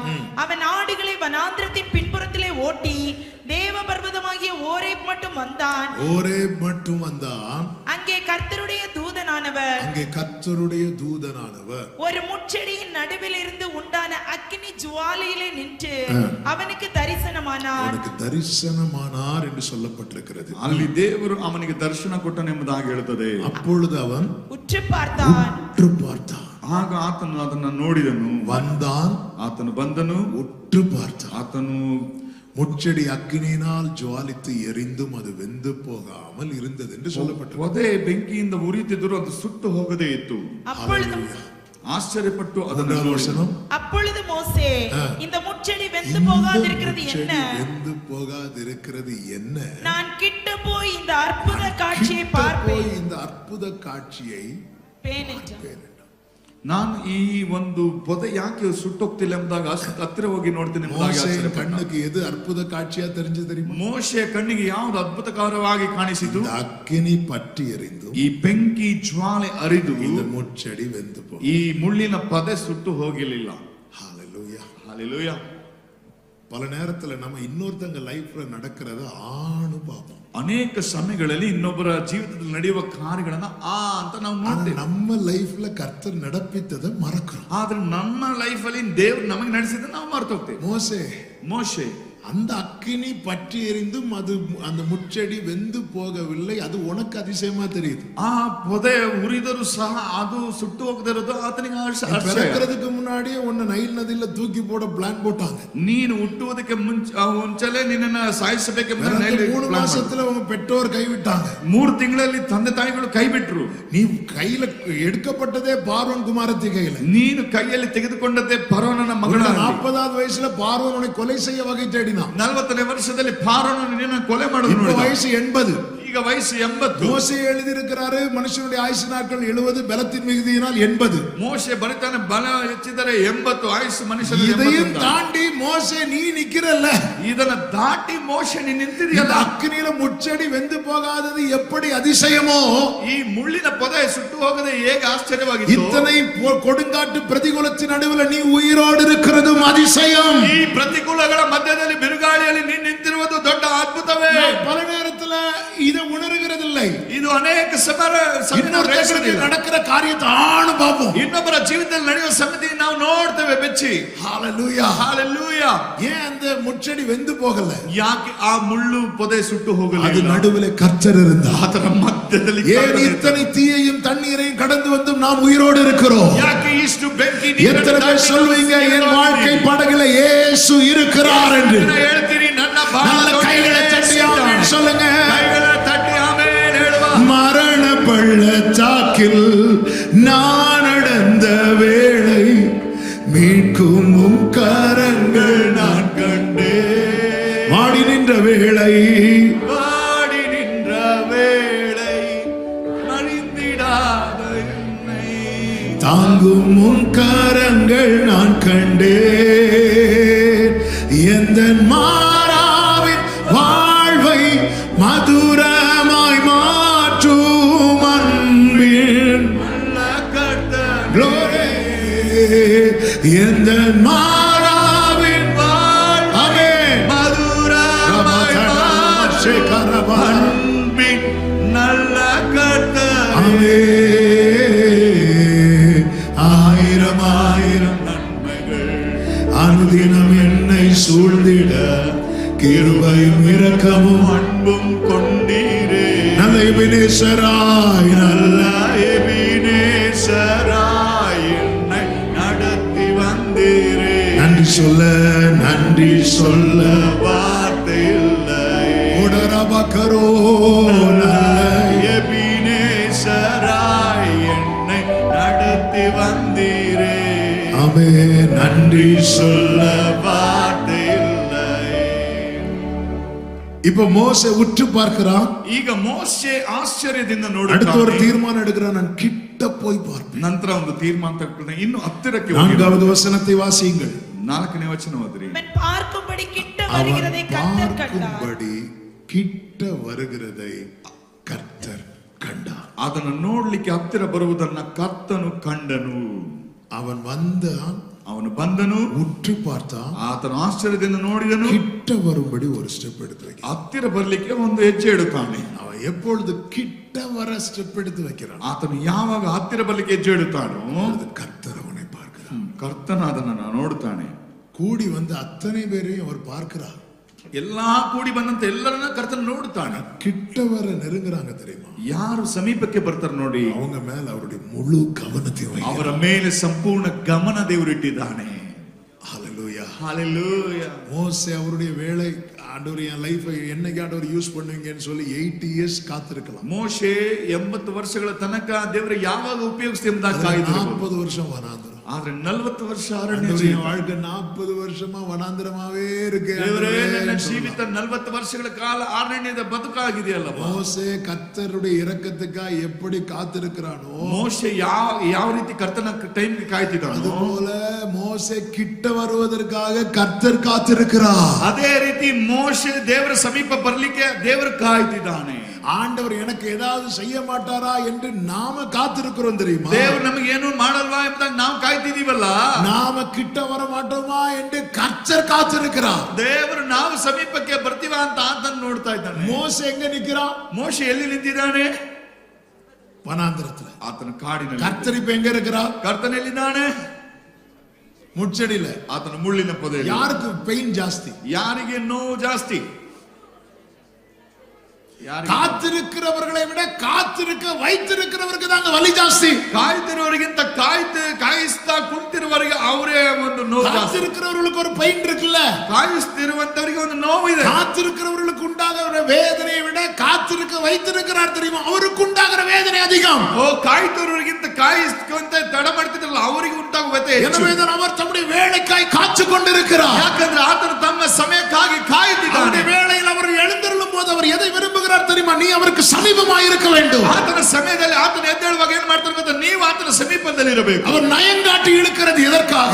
ಆತನು ನಯದಿಂದ ಇರುವಂತದ್ದು அவர் ಏನಕ್ಕಾಗಿ? பயில் காட்டி அழைக்கிறது எதற்காக? ಆತನು ಬಿರುಗಾಳಿ ಕಳಿಸಿ அவர் ಕರೆಯುವುದಕ್ಕಾಗಿ. அன்பின் கயிற்றால் கட்டி இழுப்பது எதற்காக? ಆತನ ಪ್ರೀತಿ ಹಗ್ಗಗಳಿಂದ ನಿಮ್ಮನ್ನು ಕಟ್ಟುವುದು ಯಾಕೆ? மனாந்திரத்தில் உண்டாகிற வேதனையை விட முட்களுக்குள் உண்டாகிற வேதனை அதிகம். ಮರಣದಲ್ಲಿ ಉಂಟಾಗುವ ವ್ಯಥೆಗಿಂತ ಮುಳ್ಳಿನ ಪದೆಯಲ್ಲಿರುವಂತ ವೇದನೆ ಅದು ಹೆಚ್ಚು. ஆண்டவரே, என்னை இத்தனை வருஷம் காத்திருக்க வைக்கிறீங்களா? ದೇವರೇ, ಇಷ್ಟು ವರ್ಷ ನನ್ನನ್ನು நான் எவ்வளவு கஷ்டப்படுறேன் தெரியுமா? ನಾನು ಎಷ್ಟು ಕಷ್ಟಪಟ್ಟೆ ಗೊತ್ತಾ? ஆண்டவர் நினைச்சிருந்தா ದೇವರು ನೆನೆಸಿದ್ದಾರೆ. அந்த இடத்தை ஏதேனை போல உருவாக்கி வந்திருக்க முடியும். ಆ ಸ್ಥಳವನ್ನ ಏದೇನಾಗಿ ಮಾಡಿ ಇಳಿದಬಹುದಾಯ್ತು. சிஎம்ஓ பிஎம்ஓ ஒரு இடத்துக்கு வராங்கன்னா, ಒಂದು ಸ್ಥಳಕ್ಕೆ ಸಿಎಂ ಪಿಎಂ ಬರ್ತಾರಂದ್ರೆ, குறிப்பிட்ட ஒரு இடத்துக்கு வராங்க, ಆ ಸ್ಥಳಕ್ಕೆ ಒಂದು ಸ್ಥಳಕ್ಕೆ அது ಬರ್ತಾರೆ. வரதுக்கு முன்னாடி ஒரு பெரிய ஸ்குவாட் அனுப்புவாங்க. ಅಲ್ಲಿ ಬರುವುದಕ್ಕೆ ಮುಂಚೆ ದೊಡ್ಡ ಗುಂಪನ್ನು ಕಳಿಸ್ತಾರೆ. அவர் வர தெருவுல இருந்து எல்லாமே ரெடி பண்ணிடுவாங்க. ಅವರು ಬರುವಂತ ಎಲ್ಲಾ ಬೀದಿಗಳನ್ನು ಸರಿಪಡ್ತಾರೆ. எரியாத லைட் எல்லாம் எரிய ஆரம்பிக்கும். ಉರಿದೇ ಇರುವಂತ ಲೈಟ್ எல்லா பைப்லயும் தண்ணி வரும். ಎಲ್ಲಾ ಪೈಪಲ್ಲಿ ನೀರು ಬರ್ತದೆ. ரோடெல்லாம் போட்டுருவாங்க. ಎಲ್ಲಾ ರೋಡ್ಗಳು ಸರಿ ಆಗ್ತದೆ. அவர் வழியில உட்கார்ந்து குடிக்கிற டீ கடையவரை செலக்ட் பண்ணிடுவாங்க. ಅವರು ದಾರಿಯಲ್ಲಿ ಬರುವಂತ ಕುಳಿತು ಟೀ ಕುಡಿಯುವಂತ ಒಂದು ಅಂಗಡಿ ಸೆಲೆಕ್ಟ್ ಮಾಡ್ತಾರೆ. எல்லாமே செட் பண்ணி வச்சிட்டு தான் அவங்க வராங்க. ಎಲ್ಲಾ ಸೆಟ್ ಮಾಡಿ ಇಟ್ಕೊಂಡು ಅವರು ಬರ್ತಾರೆ. ஆண்டவர் இப்படி ஒரு டீம் தூதர்களை அனுப்பி எல்லாத்தையும் செட் பண்ணிட்டு அவர் வந்து இறங்கி இருக்கலாம். ದೇವರು ಸಹ ಅದೇ ರೀತಿ ಒಂದು ಟೀಮ್ ಅನ್ನು ಕಳಿಸಿ ಎಲ್ಲರ அந்த ಸೆಟ್ ಮಾಡಿ முச்சடிக்கு ಬರ್ತಾರೆ. பதிலா எங்க ஒரு தேவதாரு விருட்சத்தை உண்டு பண்ணி வைத்து இறங்கி இருக்கிறாங்க. ಅಲ್ಲಿ ಒಂದು ಮುಳ್ಳಿನ ಪೊದೆ ಬದಲಾಗಿ ದೇವದಾರು ವೃಕ್ಷ ಇಟ್ಟು ಬರಬಹುದಿತ್ತಲ್ಲ. நான் எந்த வேதனையில் இருக்கிறேனோ, ನಾನು ಯಾವ ವ್ಯಥೆಯಲ್ಲಿ அதே வேதனையில் இறங்கி வந்து இருக்க அவருக்கு மட்டும்தான் முடியும். ಅದೇ ವ್ಯಥೆಯಲ್ಲಿ ಆತನಿಗೆ ಮಾತ್ರ ಆ ನೋವಿನಲ್ಲಿ ಇಳಿಲಿಕ್ಕೆ ಬರ್ಲಿಕ್ಕೆ ಸಾಧ್ಯ. முச்சடி எரிந்து கொண்டே இருக்கிறது. ಆ ಮುಳ್ಳಿನ ಪದ ಉರಿತಲೇ ಇದೆ. மோசே பார்க்கும்போது அது எரிஞ்சிட்டே இருக்கு. ಆ ಮೋಶೆ ನೋಡ್ತಿರುವಾಗ மோசே வரதுக்கு முன்னாடி அது எரிய ஆரம்பிச்சு. ಆ ಮೋಶೆ ಬರೋದಕ್ಕೆ ಮುಂಚಿತವಾಗಿ ಅದು ಉರಿಯಲಾರಂಭಿಸಿತು. நடுவுல கர்த்தர் இருக்கிறார். ಅದರ ಮಧ್ಯದಲ್ಲಿ ಕರ್ತನಿದ್ದಾನೆ. யோசேப்பு வம்சத்தை ஆசீர்வதிக்கும் போது மோசே இப்படி சொல்லுகிறார், முச்சடியில் எழுந்தருளினவருடைய தயை. ಮೋಶೆಗೆ ಆಶೀರ್ವಾದವಾಗೋಣ ಮುಳ್ಳಿನ ಪೊದೆಯಿಂದ ಎದ್ದು ಬರುವಂತದ್ದು. அவர் எப்பொழுது எழுந்தருளுகிறார் தெரியுமா? ಆ ದೇವರು ಯಾವಾಗ ಎದ್ದೇಳುತ್ತಾನೆ ಗೊತ್ತಾ? மோசே எஸ் சொன்னதுக்கு அப்புறம். ಮೋಶೆ ಹೌದು ಎಂಬುದಾಗಿ. அது வரைக்கும் அவரும் வெயிட் பண்ணிட்டு இருக்கிறார். ಅದರವರೆಗೂ ಕರ್ತನು ಕಾಯ್ತಿದ್ದಾನೆ. எரேமியாவை கொண்டு கர்த்தர் அப்படிதான் சொல்லுகிறார், உங்களுக்கு இறங்கும்படி கர்த்தர் காத்திருக்கிறார். ಓ, ನಿಮಗೆ ಕರುಣಿಸುವಂತೆ ಯೆರೆಮೀಯನಿಗೆ ಕಾಯುವಂತೆ ಎಂಬುದಾಗಿ இந்த ಹೇಳುತ್ತಾನೆ. மாலை வேளையில் இந்த சத்தத்தை சமீபத்திலும் தூரத்திலும் இருந்து கேட்கிறவர்களுக்கு இந்த செய்தியை சொல்லுகிறேன். ಈ ಸಂಜೆಯ ಸಮಯದಲ್ಲಿ ಈ ಸಂದೇಶ ಸಮೀಪದಲ್ಲೂ ದೂರದಲ್ಲಿ ಕೇಳುತ್ತಿರುವಂತವರಿಗೆ ಈ ಸಂದೇಶ. அவர் ஏதாவது செய்வாரான்னு காத்திருக்கிறவர்களுக்கு ஒரு பெயின் இருக்கும் பாருங்க. ಅವ್ರು ಏನಾದ್ರೂ ಮಾಡ್ತಾರಾ ಎಂಬುದಾಗಿ ಒಂದು ಪೇನ್ ಇರ್ತದೆ ನೋಡ್ರಿ, ಕಾಯುವಂತವರಿಗೆ. காத்திருக்கிறவர்களுக்கு உண்டாகிற வலியை விட ಆ ಕಾಯುತ್ತಿರುವಂತವರಿಗೆ ಉಂಟಾಗುವ ವ್ಯತೆಗಿಂತ பிள்ளைக்கு நான் இன்னும் செய்ய முடியலையே, அந்த டைம் இன்னும் வரலையே என்கிற பெயின் இருக்குல்ல அவருக்கு, ಓ ನನ್ನ ಮಗು ನನ್ನ ಬಳಿ ಬರ್ಲಿಲ್ವೇ, ಆ ಸಮಯ ಇನ್ನೂ ಬರ್ಲಿಲ್ವೇ ಅಂತ ಆತನಿಗೆ ನೋವು. ಅದು ದೊಡ್ಡದು. காத்திருக்கிறவர்களுக்கு உண்டாகிற வலியை விட ಕಾಯುತ್ತಿರುವಂತವರಿಗೆ ನೋವು, வைத்திருக்கிறவருக்கு உண்டாகிற வலி, ಕಾಯುತ್ತಿರುವಂತ ದೇವರಿಗೆ ಅದು ವ್ಯತೆ ದೊಡ್ಡದಾಗಿದೆ. எனவேதான் வேதம் சொல்லுகிறது, ಹಾಗಾಗಿ ಸತ್ಯವೇದ ಹೇಳುತ್ತದೆ, கிருபைக்கு காத்திருக்கிறவர்கள் மேல அவர் பிரியமாயிருக்கிறார். ಆತನ ಕೃಪೆಗೆ ಕಾಯುತ್ತಿರುವಂತವರ ಮೇಲೆ ಆತನು ಕೃಪೆಯಿಂದ ಇದ್ದಾನೆ, பிரியமாயிருக்கிறார். ಆತನು ಮೆಚ್ಚುಗೆ. 99வது ವಯதுல ಆತ ಅಬ್ರಹಾಮನಿಗೆ 99 ವರ್ಷ ವಾಗ್ದಾನ ನೆರವೇರணும்னு துடிச்சது யாருங்க? ವಾಗ್ದಾನ ನೆರವೇರಬೇಕೆಂಬುದಾಗಿ ಉತ್ಸಾಹದಿಂದ ಯಾರು கேட்டாரா? ಅಬ್ರಹಾಮನ ಕೇಳಿದನ? ಸಾರಾಳ್ ಕೇட்டாங்க. ಸಾರಾಳು ಕೇಳಿದಲ್ಲ? அவர்தானே நிச்சயமாய் நிச்சயமாய் நிச்சயமாய் ಅವರೇ ಹೇಳಿದ್ರು ನಿಶ್ಚಯವಾಗಿ ನಿಶ್ಚಯವಾಗಿ ನಿಶ್ಚಯವಾಗಿ. என்ன சொன்னாரு? ಅಬ್ರಹಾಮನ್ ಏನು ಹೇಳಿದ? ಇಸ್ಮಾಯೇಲ್ ಉಮಕ್ಕೆ ಮುಂಬಾಯಿ பிழைப்பானா. ಓ ಇಸ್ಮಾಯೇಲ್ ನಿನ್ನ ಮುಂದೆ ಆತನು ಬೆಳೆಯಲಿ. ಸಾರಾಳ್ என்ன பண்ணாங்க? ಸಾರಾಳು ಏನು ಮಾಡಿದ್ರು? சிரிக்கிறாங்க. ಆಕೆ ನಗುತ್ತಾಳೆ. அவங்க அதை விட்டு வருஷம் ஆச்சு. ಅದು ಅವರು ಬಿಟ್ಟು ವರ್ಷಗಳಾಯ್ತು. அது முடிஞ்சது. ಅದು ಕತೆ ಮುಗೀತು. ஆண்டவர் விட்டாரா? ಆದ್ರೆ ದೇವರು ಬಿಟ್ರ? இல்ல இல்ல நிச்சயமாய் நிச்சயமாய். ಇಲ್ಲ ನಿಶ್ಚಯವಾಗಿ நிச்சயமாய். சிரிக்கும்போது சொல்லுகிற நிச்சயமாக. ಅಬ್ರಹಾಮ್ ನಗುತ್ತಿರುವಾಗ ನಿಶ್ಚಯವಾಗಿ. சிரிக்கும்போது சொல்ல சாராள் நீ ஏன் சிரிக்கிறேங்கறார். ಸಾರಾಳೆ ನೀನೇ ಯಾಕೆ ನಗುತ್ತಿ? பொதுவாகவே பெண்கள் ஏற்கவே மாட்டாங்களே. ಓ ಸಹಜವಾಗಿ நான் சிரிக்கல. ಆಕೆ ಒಪ್ಕೊಳ್ಳಲ್ಲ. நீ சிரிச்சாண்டார் திருப்பி. ಆಕೆ ಆತನ ಹೇಳ್ತಾನೆ, ஒரு காலகட்டத்துல உன் கையில ஒரு குமாரன் இருப்பான்டா. ಇನ್ನು ಒಂದು ವರ್ಷಗಳ ಕಾಲಗಳಲ್ಲಿ ನಿನ್ನ ಕೈಯಲ್ಲಿ வாக்குத்தத்தம் நிறைவேற துடிக்கிறது காத்திருக்கிறவர்கள் எல்லாம் காத்திருக்க வைத்திருக்கிறவன். ವಾಗ್ದಾನ ನೆರವೇರಿಸುವುದಕ್ಕೆ ಹಂಬಲಿಸುತ್ತಿರುವಂತ ಕಾಯ್ದಿರೋರಿಗಲ್ಲ, ಕಾಯ್ದು ಕೊಡುವಂತವನಿಗೆ. ஆண்டவர் எதிர்பார்க்கிறது என்ன? ಆತನು ಅಪೇಕ್ಷೆ ಪಡುವುದೇನು? நீ கிட்ட வரணும். ನೀನು ಸಮೀಪಕ್ಕೆ ಬರಬೇಕು. கிட்ட வந்தா சரித்திரம் மாறும். ನೀನು ಸಮೀಪಕ್ಕೆ ಬರುತ್ತೆ ಚಾರಿತ್ರ್ಯ ಬದಲಾಗ್ತದೆ. சீன் மாறும். ನೀನು ಬರುವಾಗ ದೃಶ್ಯ ಬದಲಾಗ್ತದೆ. கிட்ட வரது வரை வெயிட் பண்ணிட்டு இருக்க. ನೀನು ಸಮೀಪಕ್ಕೆ ಬರಲಿಕ್ಕೆ ಆತನು ವೇಟ್ ಮಾಡ್ತಾ ಇದ್ದಾನೆ. அவன் கிட்ட வருகிறதை கர்த்தர் பார்த்தார். ಆತನು ಸಮೀಪ ಬರುವುದನ್ನು ಆತನು ಕಂಡನು.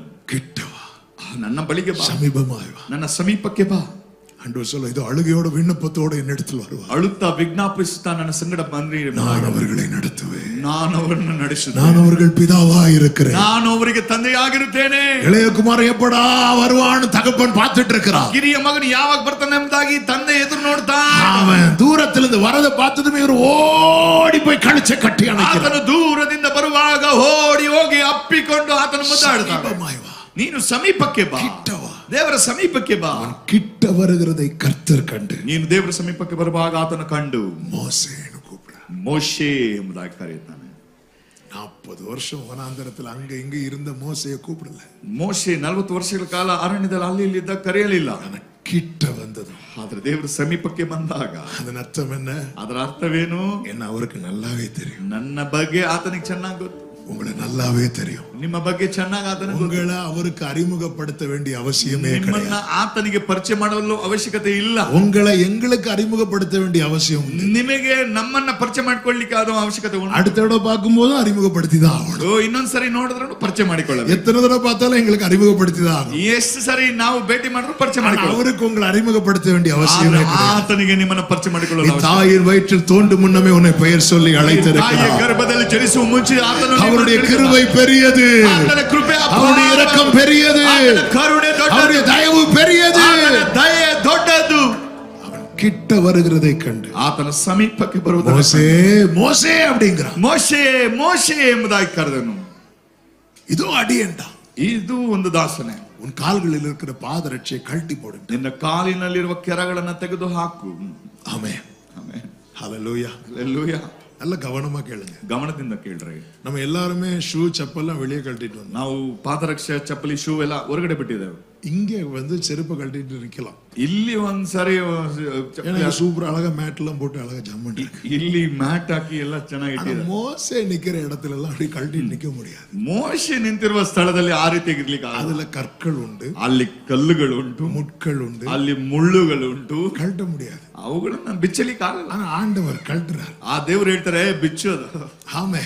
ಆ ದೇವ್ರು கிட்ட வந்துட்டால ಸಮೀಪ ಬಂದಲ್ಲ திரும்பಿ ஓடிட கூடாதுல்ல. ತಿರುಗ ಓಡಬಾರ್ದಲ್ವಾ? ஏன்னா நீ அடுத்து நடக்க போற சம்பவங்கள்லாம் வேற மாதிரி. ಯಾಕಂದ್ರೆ ನಂತರ ನಡೆಯುವ ಸಂಭವ ಬೇರೆ ತರ ಇರ್ತದೆ. செருப்பை கழட்டிட்டார். ನೀ ಚಪ್ಪಲಿ ಬಿಚ್ಚು. இப்ப பாத்தீங்கன்னா ಈಗ ನೋಡಿದ್ರೆ அவர் தம்முடைய ஹார்ட் அவன்கிட்ட ஓபன் பண்றார். ಆತನ ಹೃದಯ ಬಯಕೆ ಆತನಲ್ಲಿ ಬಿಚ್ಚುತ್ತೆ. என் ஜனத்தின் உபத்திரவத்தை நான் பார்க்கவே பார்த்து, ನನ್ನ ಜನರ ಉಪದ್ರವನ್ನ ನಾನು ನೋಡಿದೆ. கூக்குரலை நான் கேட்கவே கேட்டு, ಅವರ ದುರವಸ್ಥೆಯ ದುರವ್ಯವಸ್ಥೆ ಕಣ್ಣೀರು ನೋಡಿದ್ದೇನೆ. நான் அறிந்திருக்கேன். ಅವರ ವ್ಯತೆ ನಾನು ತಿಳಿದಿದ್ದೇನೆ. ತಂದಿದ್ದೇನೆ, அவர்களை மீட்கும்படிக்கு உன்னை அனுப்புகிறேன். அவರನ್ನ ஃபர்ஸ்ட் அவனை குறித்து அவருடைய திட்டத்தை அவங்கிட்ட ஓபன் பண்றான்.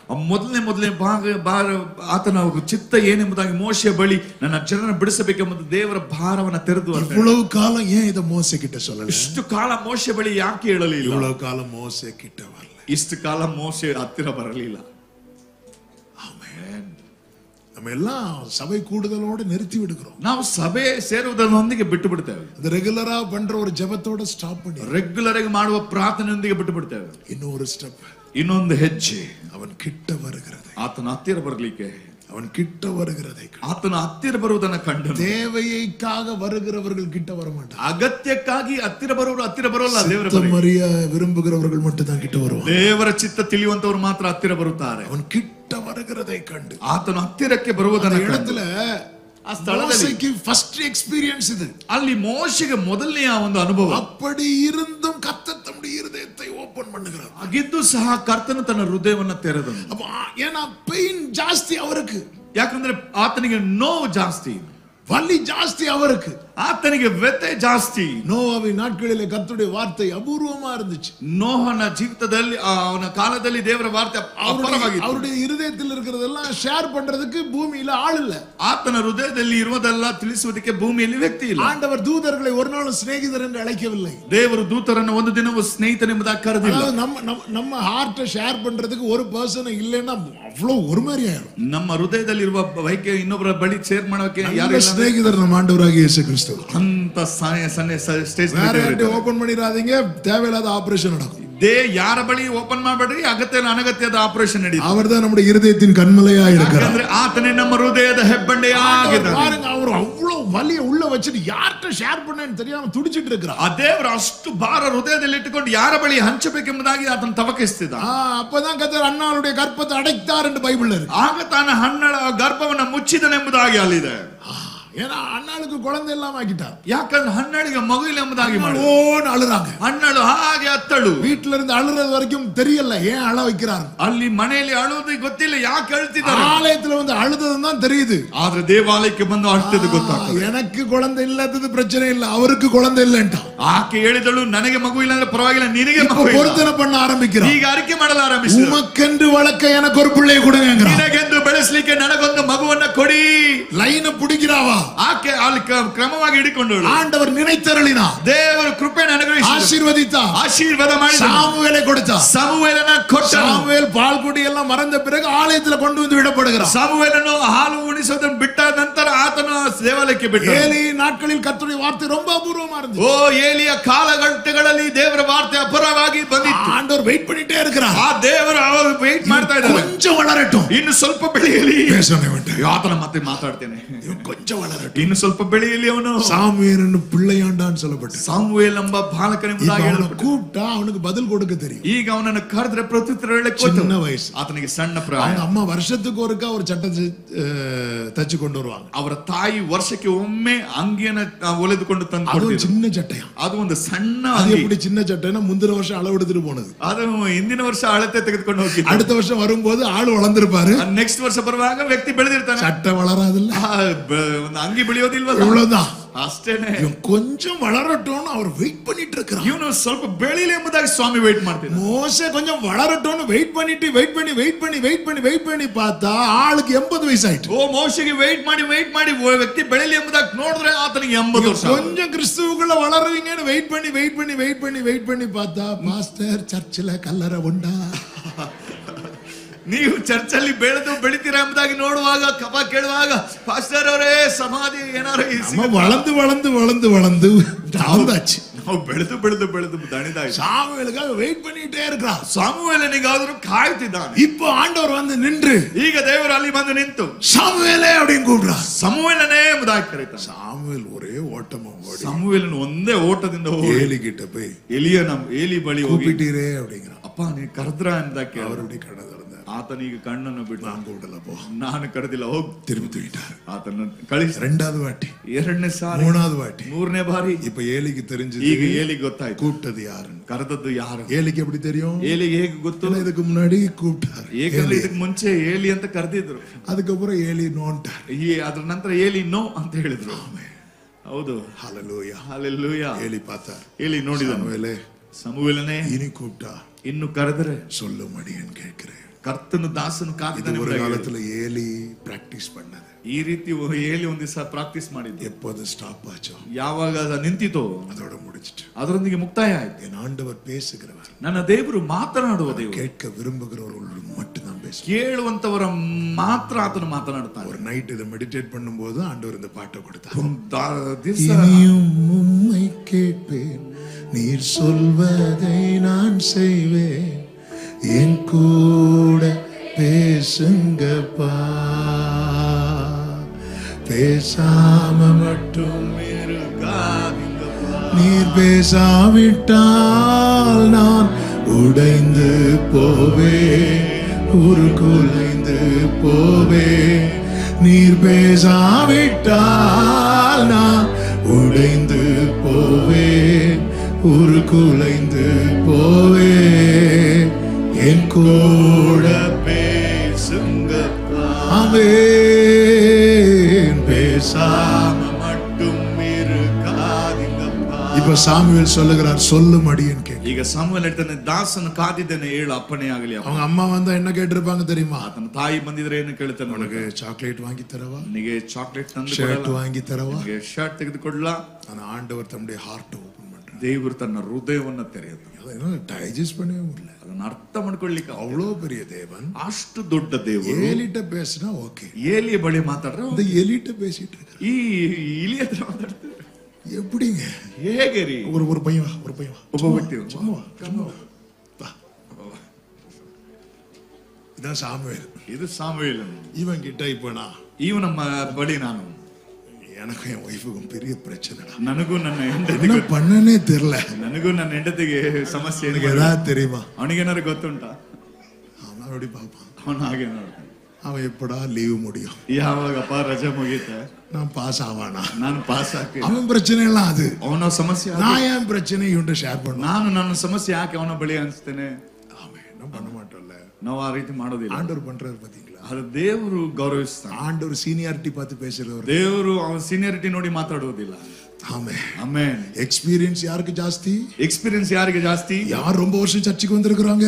ಯಾರು ದೊಡ್ಡ ಎಷ್ಟು ವರ್ಷ யார் 4 தலைமுறை கிறிஸ்தவர்கள்? ಯಾರು 4 இப்படி பார்த்து பேசுகிறவர் அல்ல. ಈ ರೀತಿ ನೋಡಿ நீ நெருங்கிட்டேனா, ನೀನು ಸಮೀಪವಾದ, நீ நெருங்கிட்டேனா, ಸಮೀಪವಾದ, நீ சமீபமாய் வந்து போ.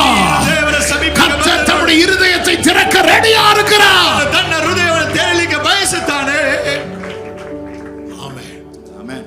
சிலர் சிம்பிளா வந்து ஜெப குறிப்பு வச்சிட்டு போவாங்க. ಕೆಲವರು ಸಿಂಪಲ್ ಆಗಿ ಬಂದ ಹಾಗೆ ಪ್ರಾರ್ಥನಾ ವಿಜ್ಞಾಪನೆ ಇಟ್ಟು ಹೋಗ್ತಾರೆ. பாஸ்டர் ஆண்டவர் சித்தம் என்னன்னு கேட்டு சொல்லுங்க. ದೇವರೇ, ಪಾಸ್ಟ್ರೇ, ದೇವರ ಚಿತ್ತ ಏನು ಕೇಳಿ ಹೇಳ್ರಿ. என் காரியத்தையே கேட்டு ஒரு வழியா. ನಾನು ನನ್ನ ಕಾರ್ಯಗಳ ಬಗ್ಗೆ ಕೇಳಿ ಎಷ್ಟೋ ದಿವಸಗಳಾಯ್ತು. இன்னைக்கு கூட ஒரு சகோதரர் வந்து, ಇವತ್ತು ಕೂಡ எனக்கு இப்ப 2 வேலை இருக்கு, ನನಗೆ ಈಗ 2 ಕೆಲಸ ಇದೆ, நான் 2 சீட்டு வச்சிருக்கேன். ನಾನು 2 ಚೀಟಿಯನ್ನು ಇಟ್ಟಿದ್ದೇನೆ. என்ன கிளியாக்கிட்டாங்க பாத்தீங்களா? ನನ್ನನ್ನ ಗಿಳಿ ಮಾಡ್ಬಿಟ್ರು ನೋಡಿ. இதுல நீங்க ஒண்ணு எடுங்க, அதுதான் எனக்கு. ನೀವು ಇದರಲ್ಲಿ ಒಂದು ತೆಗೆದುಕೊಂಡ್ರೆ ಅದೇ ನನಗೆ. பிரதர், நீங்களே ஜெபம் பண்ணி எடுங்க. ನೀವು ಬ್ರದರ್, ನೀವೇ ಪ್ರಾರ್ಥಿಸಿ ತಗೊಳ್ಳಿ. நெருங்குங்க, ನೀವು ದೇವರ ಸಮೀಪಕ್ಕೆ ಬನ್ನಿರಿ. நெருங்குங்க. ದೇವರ ಸಮೀಪಕ್ಕೆ ಬನ್ನಿರಿ. அவர் வெயிட் பண்ணிட்டு இருக்கிறார். ಆತನು ಕಾಯ್ತಿದ್ದ ನಿಮಗೋಸ್ಕರ. நம்ம ஏன் நெருங்க பயப்படுறோம் தெரியுமா? ನಾವು ಯಾಕೆ ಸಮೀಪವಾಗಲು ಭಯಪಡ್ತಿರ್ತೀವಿ? அக்கினி அல்லவா, ಓ ಬೆಂಕಿ ಅಲ್ವಾ, அது முள் அல்லவா. ಅದು ಮುಳ್ಳು ತಾನೆ. தேவ சித்தம் தூரத்துல இருந்து பார்க்க அப்படிதான் இருக்கும். ದೇವರ ಚಿತ್ತ ದೂರದಿಂದ ನೋಡುವಾಗ ಹಾಗೆ ಇರ್ತದೆ. நீ நெருங்கி பாரு, ಆದ್ರೆ ನೀನು ಅದರ ಸಮೀಪ, நீ நெருங்கி பாரு. ನೀನು ಅದರ ಸಮೀಪಕ್ಕೆ ಹೋಗಿ ನೋಡು. உருவின பட்டயத்தோடு கர்த்தருடைய சேனாதிபதி நிக்கிறான். ಕರ್ತನು ಉರಿಯುವ ದಗದಗಿಸುವ ಕತ್ತಿಯೊಂದಿಗೆ ஒரு ஆளு ನಿಂತಿದ್ದಾನೆ. கையில கத்திய வச்சிட்டுனா யாராவது கிட்ட போவோமா? ಒಬ್ಬ ವ್ಯಕ್ತಿ ಕತ್ತಿಯನ್ನು ಇಟ್ಕೊಂಡ್ರೆ ಯಾರಾದ್ರೂ ಸಮೀಪಕ್ಕೆ ಹೋಗಿ யோசுவா கிட்ட போகிறான். ಆದ್ರೆ ಯೋಶುವ ಹತ್ತಿರಕ್ಕೆ ಹೋಗ್ತಾನೆ. அவன் கிட்ட போறான், ಅವನು ಹತ್ತಿರಕ್ಕೆ ಹೋಗ್ತಾನೆ. ஹார்ட் ஓபன் ஆகுது, ಅವರ ಹೃದಯ ತೆರೆಯುತ್ತದೆ. சித்தம் சொல்லப்படுகிறது. ದೇವರ ಚಿತ್ತ ஏன் ತಿಳಿಸಲ್ಪಡುತ್ತದೆ. இன்னைக்கு சித்தத்துக்கு ஒப்பு கொடுக்க பயப்படுறோம் தெரியுமா? ಯಾಕೆ ಚಿತ್ತಕ್ಕೆ ಒಪ್ಪಿಸಿಕೊಳ್ಳಿಕ್ಕೆ ஐயோ, ಭಯಪಡ್ತೀವಿ? இப்படி சித்தத்துக்கு ஒப்பு கொடுத்து அப்படி செய்ய வேண்டி வருமோ, இப்படி பண்ண வேண்டி வருமோ? ಒಂದು ವೇಳೆ ಚಿತ್ತಕ್ಕೆ ಒಪ್ಪಿಸಿಕೊಂಡ್ರೆ ಆ ರೀತಿ ಮಾಡಬೇಕು, ಈ ರೀತಿ தூரத்துல ಮಾಡಬೇಕು. பாக்கு வரைக்கும் அது அக்கினி, ಆ ದೂರದಿಂದ ನೋಡುವಾಗ ಇದು ಆ தூரத்துல ಬೆಂಕಿ, பாக்குறது வரைக்கும் அது முள்ளு, ದೂರದಿಂದ ನೋಡುವಾಗ ಇದು ಮುಳ್ಳು, தூரத்துல பாக்குறது வரைக்கும் அது பட்டயம். ದೂರದಿಂದ ನೋಡುವಾಗ ಇದು ಒಂದು ಖಡ್ಗ.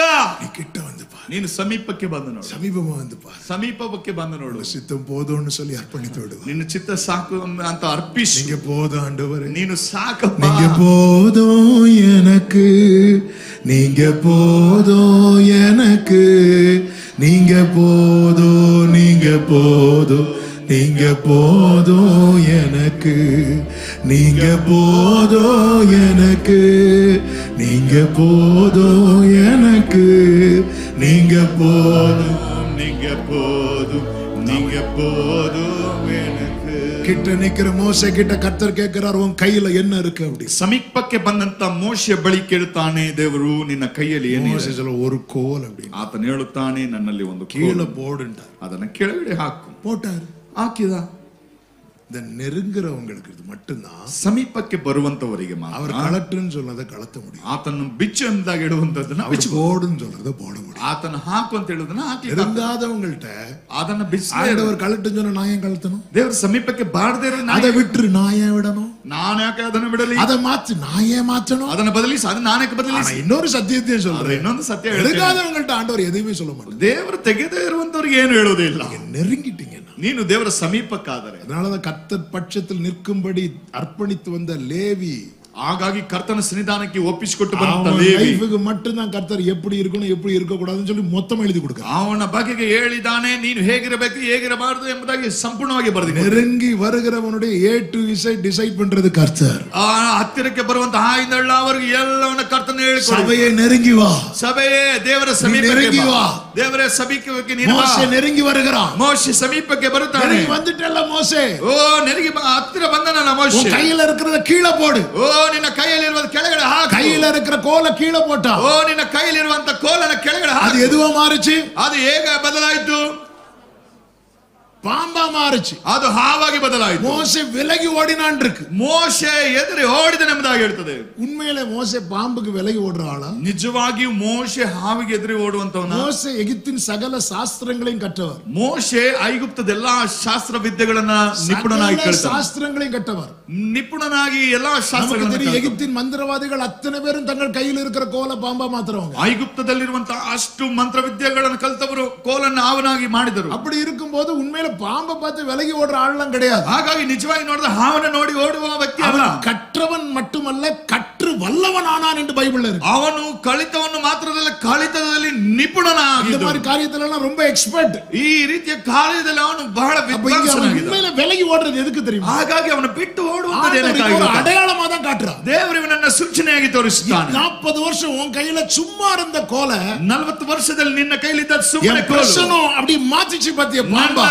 ಸನ್ನಿಧಾನ ನಿನ್ನ ಅದನ್ನ ಬದಲಿಸಿತು. இதே போல 400 வருஷம் அடிமைத்தனத்தில் இருக்கிற ஜனங்களை நான் மாற்ற போறேன். ಹಾಗಾಗಿ 400 ವರ್ಷ ದಾಸತ್ವದಲ್ಲಿ ಇರುವಂತವರನ್ನು ಸಹ ನಾನು ಬದಲಿಸ್ತೇನೆ. ಮೋಶೆ பார்த்தாரு, ಮೋಶೆ ನೋಡಿದ, நம்மள்ட்ட கோர்த்து விட பார்க்கறார் ஆண்டவர். ಓ ನನ್ನನ್ನು ಕಳಿಸಿ ಬಿಡಲಿಕ್ಕೆ ಕರ್ತನು ನೋಡ್ತಾನೆ. இதுதான் God's plan தெரிஞ்சது ஓடுறான். ಇದು ದೇವರ ಉದ್ದೇಶ ಎಂಬುದಾಗಿ ತಿಳಿದ ತಕ್ಷಣ ಓಡ್ತಾನೆ. எவ்வளவு தூரம் ஓட முடியும்? ಎಷ್ಟು ದೂರ ಓಡಲಿಕ್ಕೆ அதுல ಫಸ್ಟ್ ಉರುವಿட்டாரே செருப்பு. ಹಾಗಾಗಿ ಚಪ್ಪಲಿ ಕಳೆದು 2 ಸ್ಟೆಪ್ எடுத்து வச்சு அம்மான்னு ಕಾಲ தூக்கி இருப்பார். ಓ 2 ಸ್ಟೆಪ್ ಕಾಲಿಟ್ರೆ ಅಮ್ಮ ಅಂತ ಕಾಲು ತೆಗೆದಿದ್ದ. ಮುಚ್ಚಡಿ ಪக்கம். ಯಾಕಂದ್ರೆ ಮುಳ್ಳು பரம்பி இருக்கும்.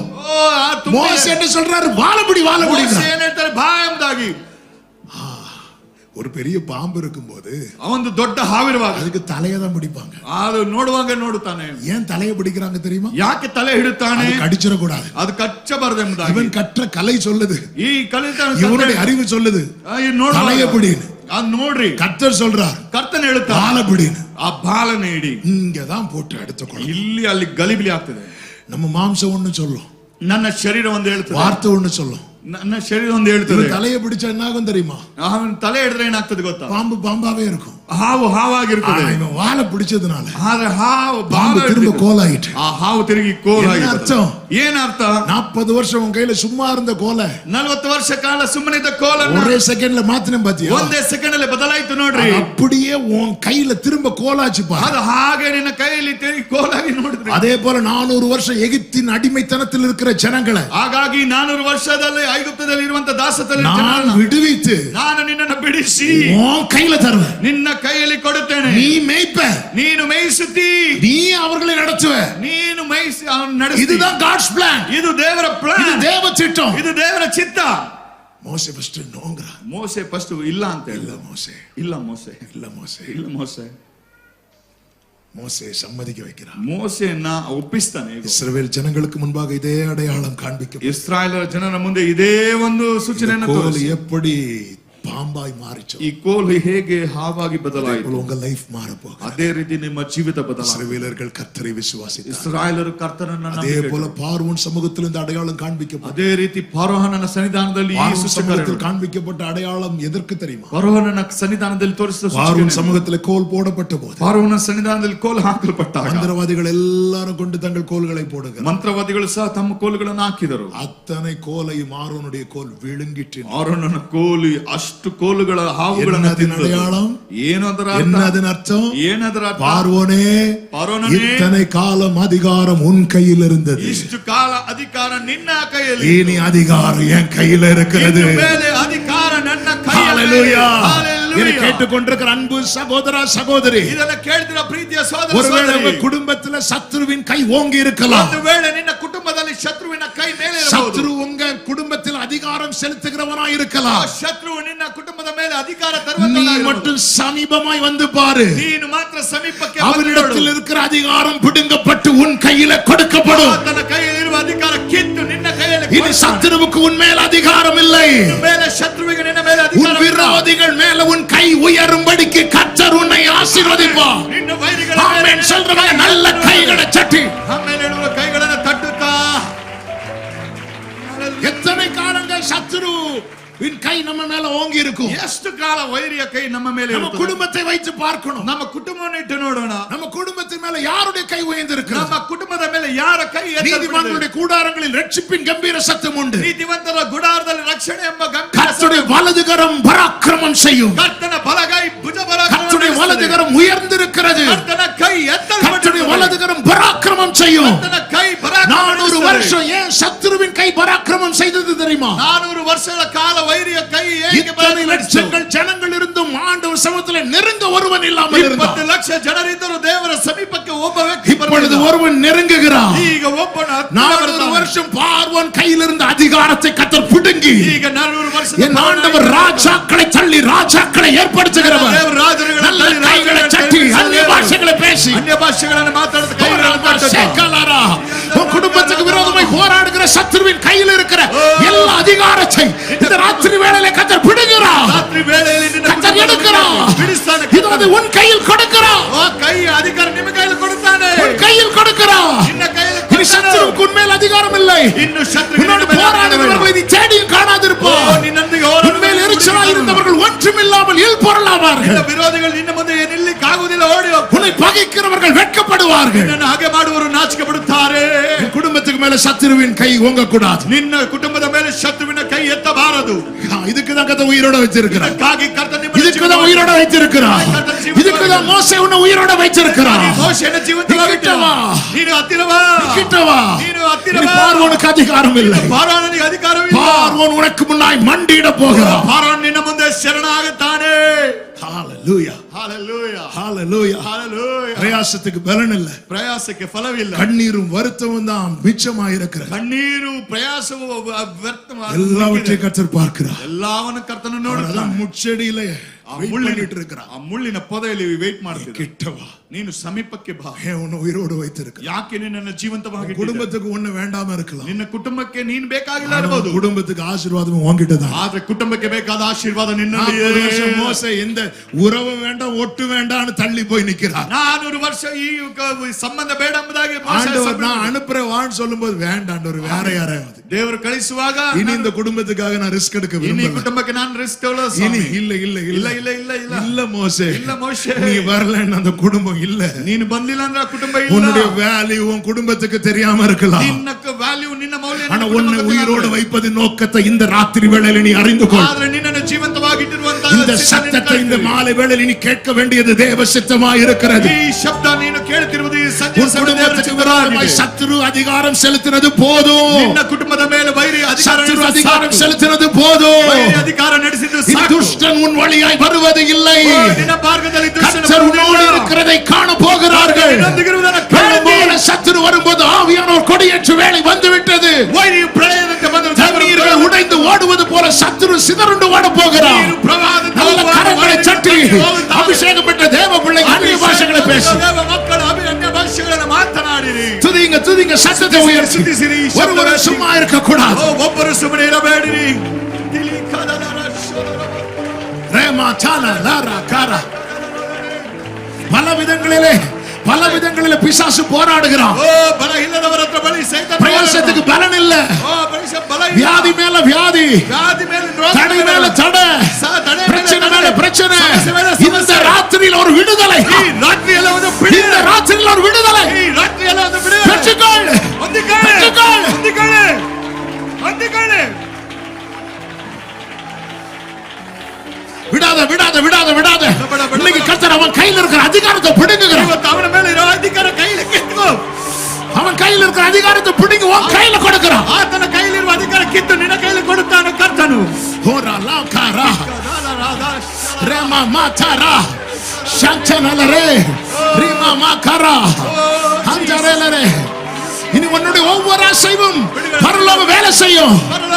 இனி ஒவ்வொரு வார்த்தைக்கும் பரலோகத்தில் இருந்து கிரியை நடப்பிக்கப்படும். ಒಂದು ಮಾತಿಗೆ ಪರಲೋಕ ಕೆಲಸ ನಡೆಸುತ್ತದೆ. Jesus mighty. ಯೇಸುವಿನ ನಾಮ, Jesus mighty. ಯೇಸುವಿನ ನಾಮದಲ್ಲಿ.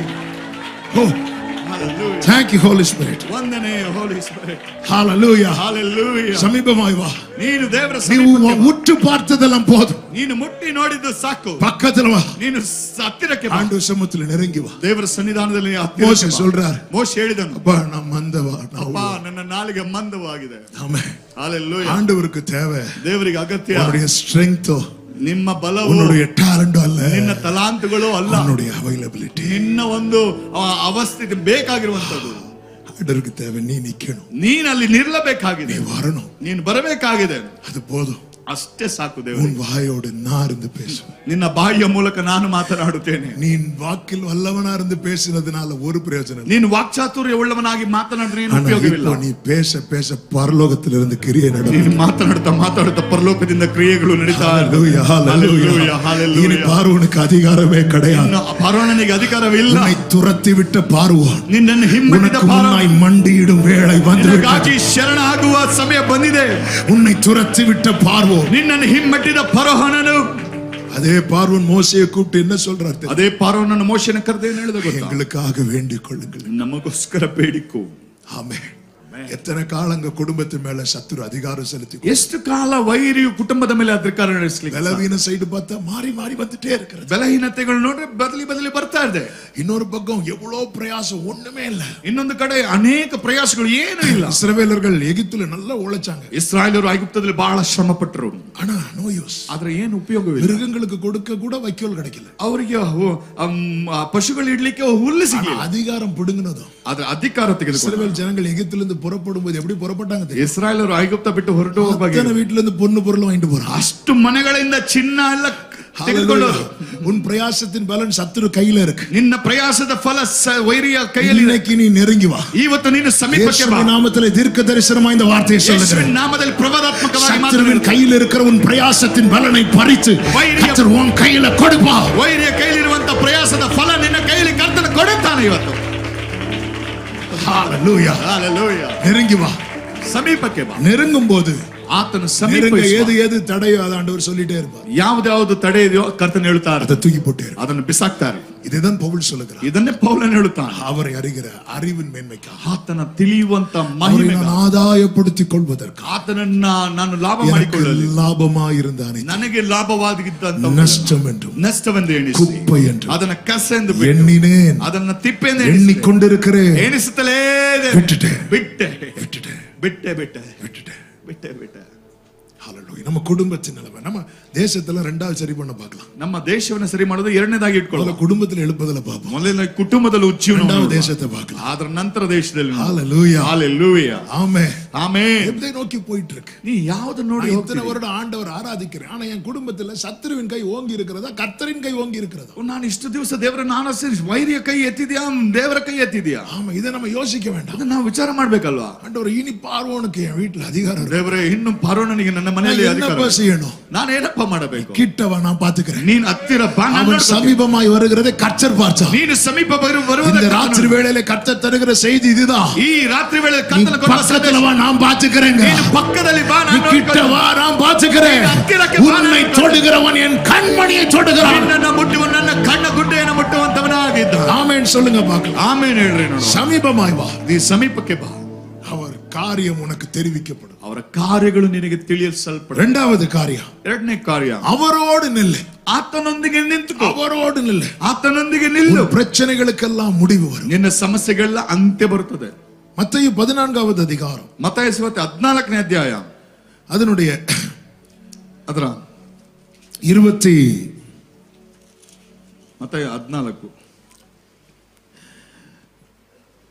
முதல் நீங்கள் பார்க்கும்போது 3ರಿಂದ ನೀವು ನೋಡುವಾಗ ஆண்டவராக இயேசு கிறிஸ்து சீஷர்களை அக்கறைக்கு போகும்படி துரிதப்படுத்துகிறார். ಕರ್ತನು ಯೇಸು ಕ್ರಿಸ್ತನು ಆಚೆ ದಡಕ್ಕೆ ಹೋಗಲಿಕ್ಕೆ ಪ್ರೇರೇಪಿಸ್ತಾನೆ. இவர்கள் நடுக்கடல்ல போகும்போது ಇವರು ಮಧ್ಯ ಒಂದು ಸಮುದ್ರಕ್ಕೆ திடீரென்று ಹೋದಾಗ கடல் கொந்தளித்து பெருங்காற்று வீசுகிறது. ತದನಂತರ ಬೈರುಗಾಳಿ ಬಡಿಲಿಕ್ಕೆ ಆರಂಭಿಸಿತು. அதனுடைய 24வது வசனத்தை வாசியுங்கள். 24ನೇ ವಚನ ಓದಿರಿ. அதற்குள்ளாக படவு நடுக்கடலிலே சேர்ந்து எதிர்காற்றாய் இருந்தபடியால் அலைகளினால் அலைவுபட்டது. நடுக்கடல் வர ஸ்பீடா போயிட்டு ಆ ಮಧ್ಯ ಸಮುದ್ರಕ್ಕೆ ಬೇಗನೆ ಹೋಗಿ ಆಯ್ತು. அதுக்கு ஒரு போக முடியல. ಅದರ ನಂತರ ಹೋಗ್ಲಿಕ್ಕೆ ಆಗಲಿಲ್ಲ. சில காரியங்கள் ரொம்ப ஸ்பீடா நடக்கும். ಕೆಲವು ಕಾರ್ಯಗಳು ಬೇಗ ನಡೀತದೆ. சில பாருங்க ஃபவுண்டேஷன் வர ஸ்பீடா போட்டுரும். ಕೆಲವರು ಅಡಿಪಾಯಗಳು ಬೇಗ ಹಾಕ್ತಾರೆ. அதுக்கு ஒரு புயல் அடிக்கும். ಅದರ ನಂತರ ಒಂದು ಬಿರುಗಾಳಿ ಬೀಸ್ತದೆ. நடக்காது. ನಡೆಯುವುದಿಲ್ಲ. அதுக்குள்ளாக படகு நடுக்கடல்ல போயிட்டு ಅದರ ಮಧ್ಯದಲ್ಲಿ நிறைய காரியம் ரொம்ப ஸ்பீடா நடக்கும். ಅನೇಕ ಕಾರ್ಯ ಬಹಳ ಬೇಗ ಹೋಗ್ತದೆ. புயல் அப்படியே ஸ்டாப் ஆக்கிரும். ಆ ಒಂದು ಗಾಳಿ ಹಾಗೆ ನಿಲ್ಲಿಸ್ತದೆ. இந்த புயல் இப்ப அடித்துக் கொண்டு தான் இருக்கு. ಈ ಗಾಳಿ ಹಾಗೆ ಬಡತನೇ ಇದೆ. கொந்தளிப்பு இருந்து கொண்டு தான் ಈ இருக்கு. ಗೊಂದಲ ಆಗ್ಲೇ ಇದೆ. இப்பொழுது இயேசு நடந்து வருகிறார். ಈಗ ಯೇಸು ನಡೆಯುತ್ತಾ ಬರ್ತಾನೆ. மார்க் சுவிசேஷத்திலே சொல்லப்பட்டிருக்கிறது, ಮಾರ್ಕ್ ಸುವಾರ್ತೆಯಲ್ಲಿ ಹೇಳப்பட்டது, அவர் அப்புறம் போகிறவர் போல காணப்பட்டார். ಆತನು ದೂರ ಹೋಗುವವರಾಗಿದ್ದು. அப்ப இயேசு எப்படி நடந்திருப்பார்? ಆತನು ಹೇಗೆ ನಡೆದಿರ್ತಾನೆ? போட் இருக்குன்னா ಅಲ್ಲಿ ಬೋಟ್ ಇದೆ ಅಂದ್ರೆ அப்படியே கிட்ட வருவார், ಆತನೇ ಸಮೀಪಕ್ಕೆ திரும்ப ಬರ್ತಾನೆ. அப்படியே தள்ளி போவார். ನಂತರ ತಿರುಗಿ ಆತನ கிட்ட வருவார், ಆತನ ಸಮೀಪಕ್ಕೆ ತಳ್ಳಿ ಬರ್ತಾನೆ. போவார். ಮತ್ತೆ ಹಿಂದೆ நான் எப்படி பார்த்தா இயேசு வந்ததும் கடல் கொந்தளிப்புல நின்றுக்கணும். ಹಾಗಾದ್ರೆ ಯೇಸು ಬಂದದ್ ನೋಡಿ ಗಂದಲ ನಿಂತಿರ್ಬೇಕು. ஆனா நிக்கல. ಅಲ್ಲಿ ನಿಲ್ಲಲಿಲ್ಲ. நம்ம கூப்பிடும்போது இயேசு வந்துருவார். ನಾವು ಕರೆಯುವಾಗ ಯೇಸು ಬರುತ್ತಾನೆ. நம்மளால அதை ஃபீல் பண்ண முடியும். ನಮ್ಮಿಂದ ಅದನ್ನು ஜெபம் ಅನುಭವಿಸಬೇಕು. முடியும் போது ஒரு சமாதானம் இருக்கும். ಪ್ರಾರ್ಥನೆ ಮುಗಿಸುವಾಗ ಒಂದು ಸಮಾಧಾನವಿರುತ್ತದೆ. நல்ல ஆண்டவர் சமூகத்துல அழுது முடிச்சதும் நல்ல ஒரு பீஸ்ஃபுல்லா. ದೇವರ ಮುಂದೆ ಹತ್ತು ನಂತ ஆனா கொந்தளிப்பு நிக்கல. ಆದ್ರೆ ಗೊಂದಲ ನಿಲ್ತಿಲ್ಲ. அது அடிச்சிட்டு தான் இருக்கு. ಅದು ಹೊಡಿತಾನೆ ಇದೆ. ஜெபம் முடிச்சிட்டு வார்த்தையை கிடைக்கும் போது அப்பா ஆண்டவரே நன்றி ஆண்டவரே க்ளோரி டைரி எடுத்து எழுது. ವಾಕ್ಯ ಮುಗಿಯುವಾಗ ಡೈರಿ ತೆಗೆದುಕೊಂಡು எடுத்து ஸ்டேட்டஸ் போடு. ಆ ದೇವರಿಗೆ ಹಂಗೆ ಸ್ತೋತ್ರ ಸ್ಟೇಟಸ್ ಎಲ್ಲ வெளியே திறந்து பார்த்தா அதே கொந்தளிப்பு. ನಂತರ ದಿನ ನೋಡುವಾಗ ಅದೇ ಗೊಂದಲ. இயேசு வாராரு, ಯೇಸು ಬರ್ತಾನೆ, அவர் பாட்டுக்கு நடத்திட்டு இருக்கிறார். ಆತನ ಪಾಡಿಗೆ ನಡೆಯುತ್ತಿದ್ದಾನೆ. என்ன ஆண்டவரே உடம்பு குறைக்குவா? ಏನ್ ಯೇಸುವೆ ಇದೇನು ಆಗ್ತಿಲ್ವಾ? ஏன் ஆண்டவரே எனக்கு கொந்தளிப்பு நிக்கல? ಯಾಕೆ ಈ ಒಂದು ಅಲೆಗಳು ನಿಲ್ತಿಲ್ಲ?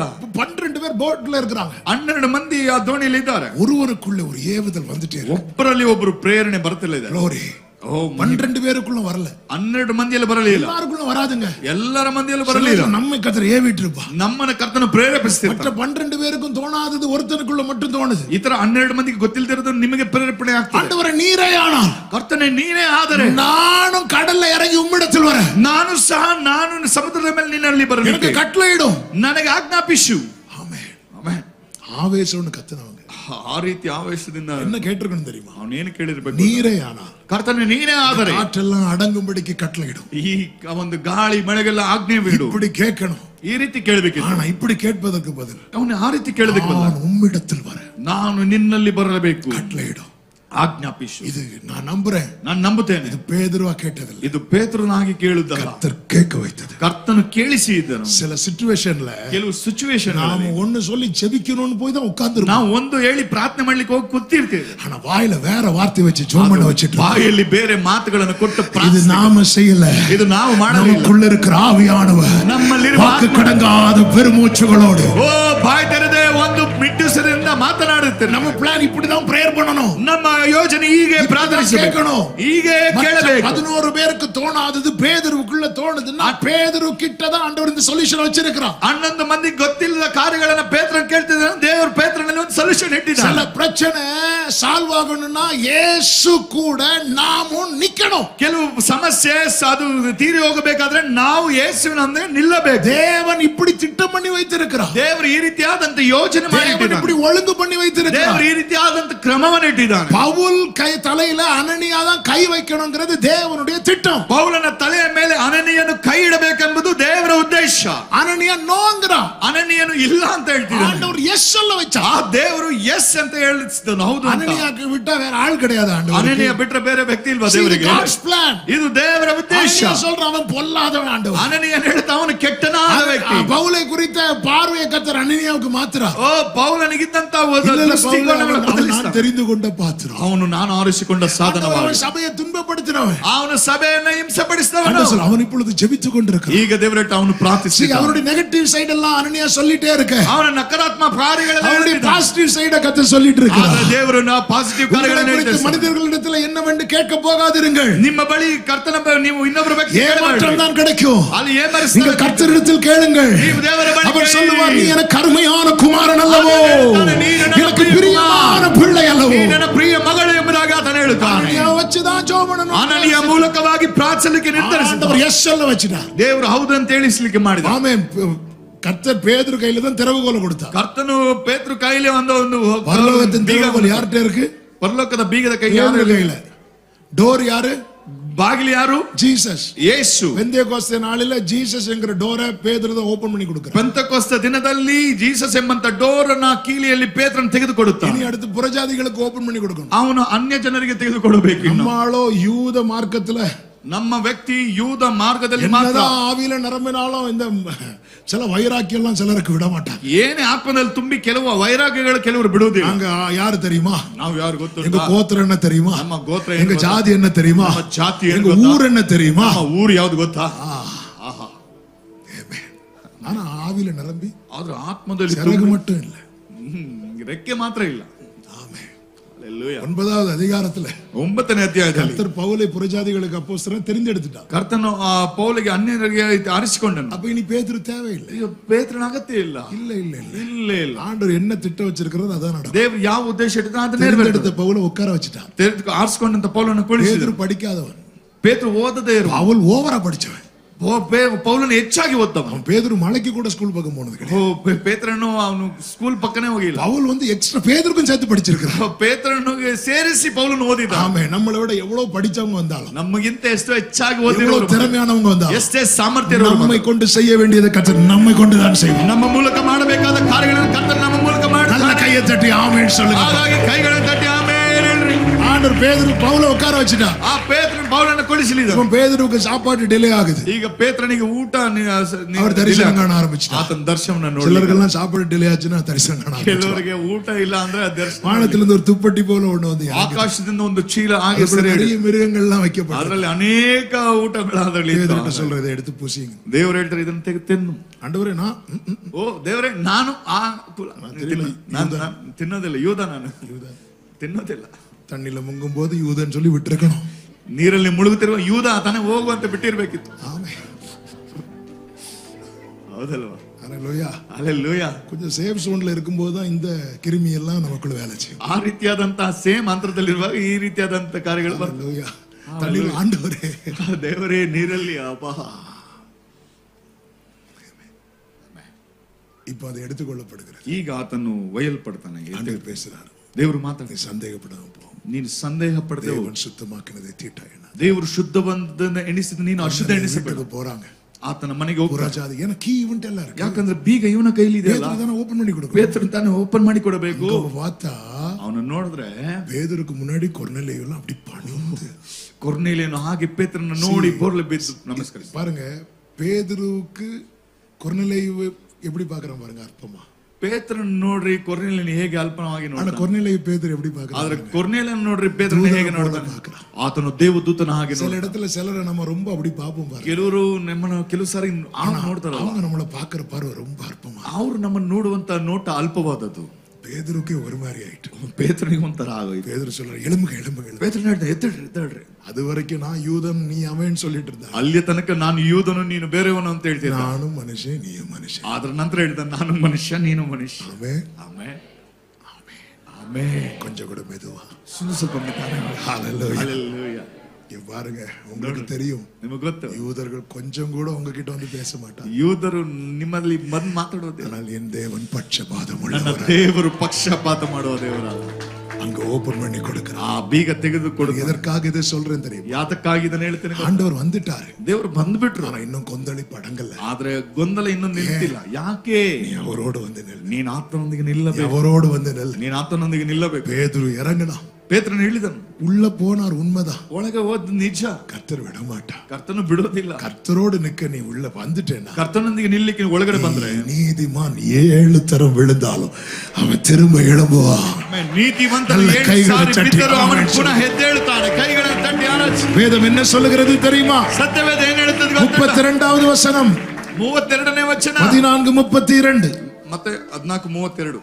அவர்கள் படவில் ஏறின உடனே காற்று அமர்ந்தது. ஒரு விஷயம் கூட, ಅವರು ಸಮುದ್ರವನ್ನ ಮುಟ್ಟಿದ ನಂತರ ಗಾಳಿ, ಸಮುದ್ರವು ಶಾಂತವಾಯಿತು. ஒரு விஷயம் கூட, அவர்கள் படவில் அவர்கள். ஏறின படவில், அவர்கள், ಅವರು ದೋಣಿಯನ್ನ, அவர்கள்னா யாரெல்லாம்? ಅವರು ಅಂದ್ರೆ ಯಾರೆಲ್ಲ? இயேசு. ಯೇಸು. பேதுரு சொல்ல மாட்டோம் பாத்தீங்களா? ಪೇತ್ರನು ಹೇಳೋದಿಲ್ಲ, அவன் பொறாமை.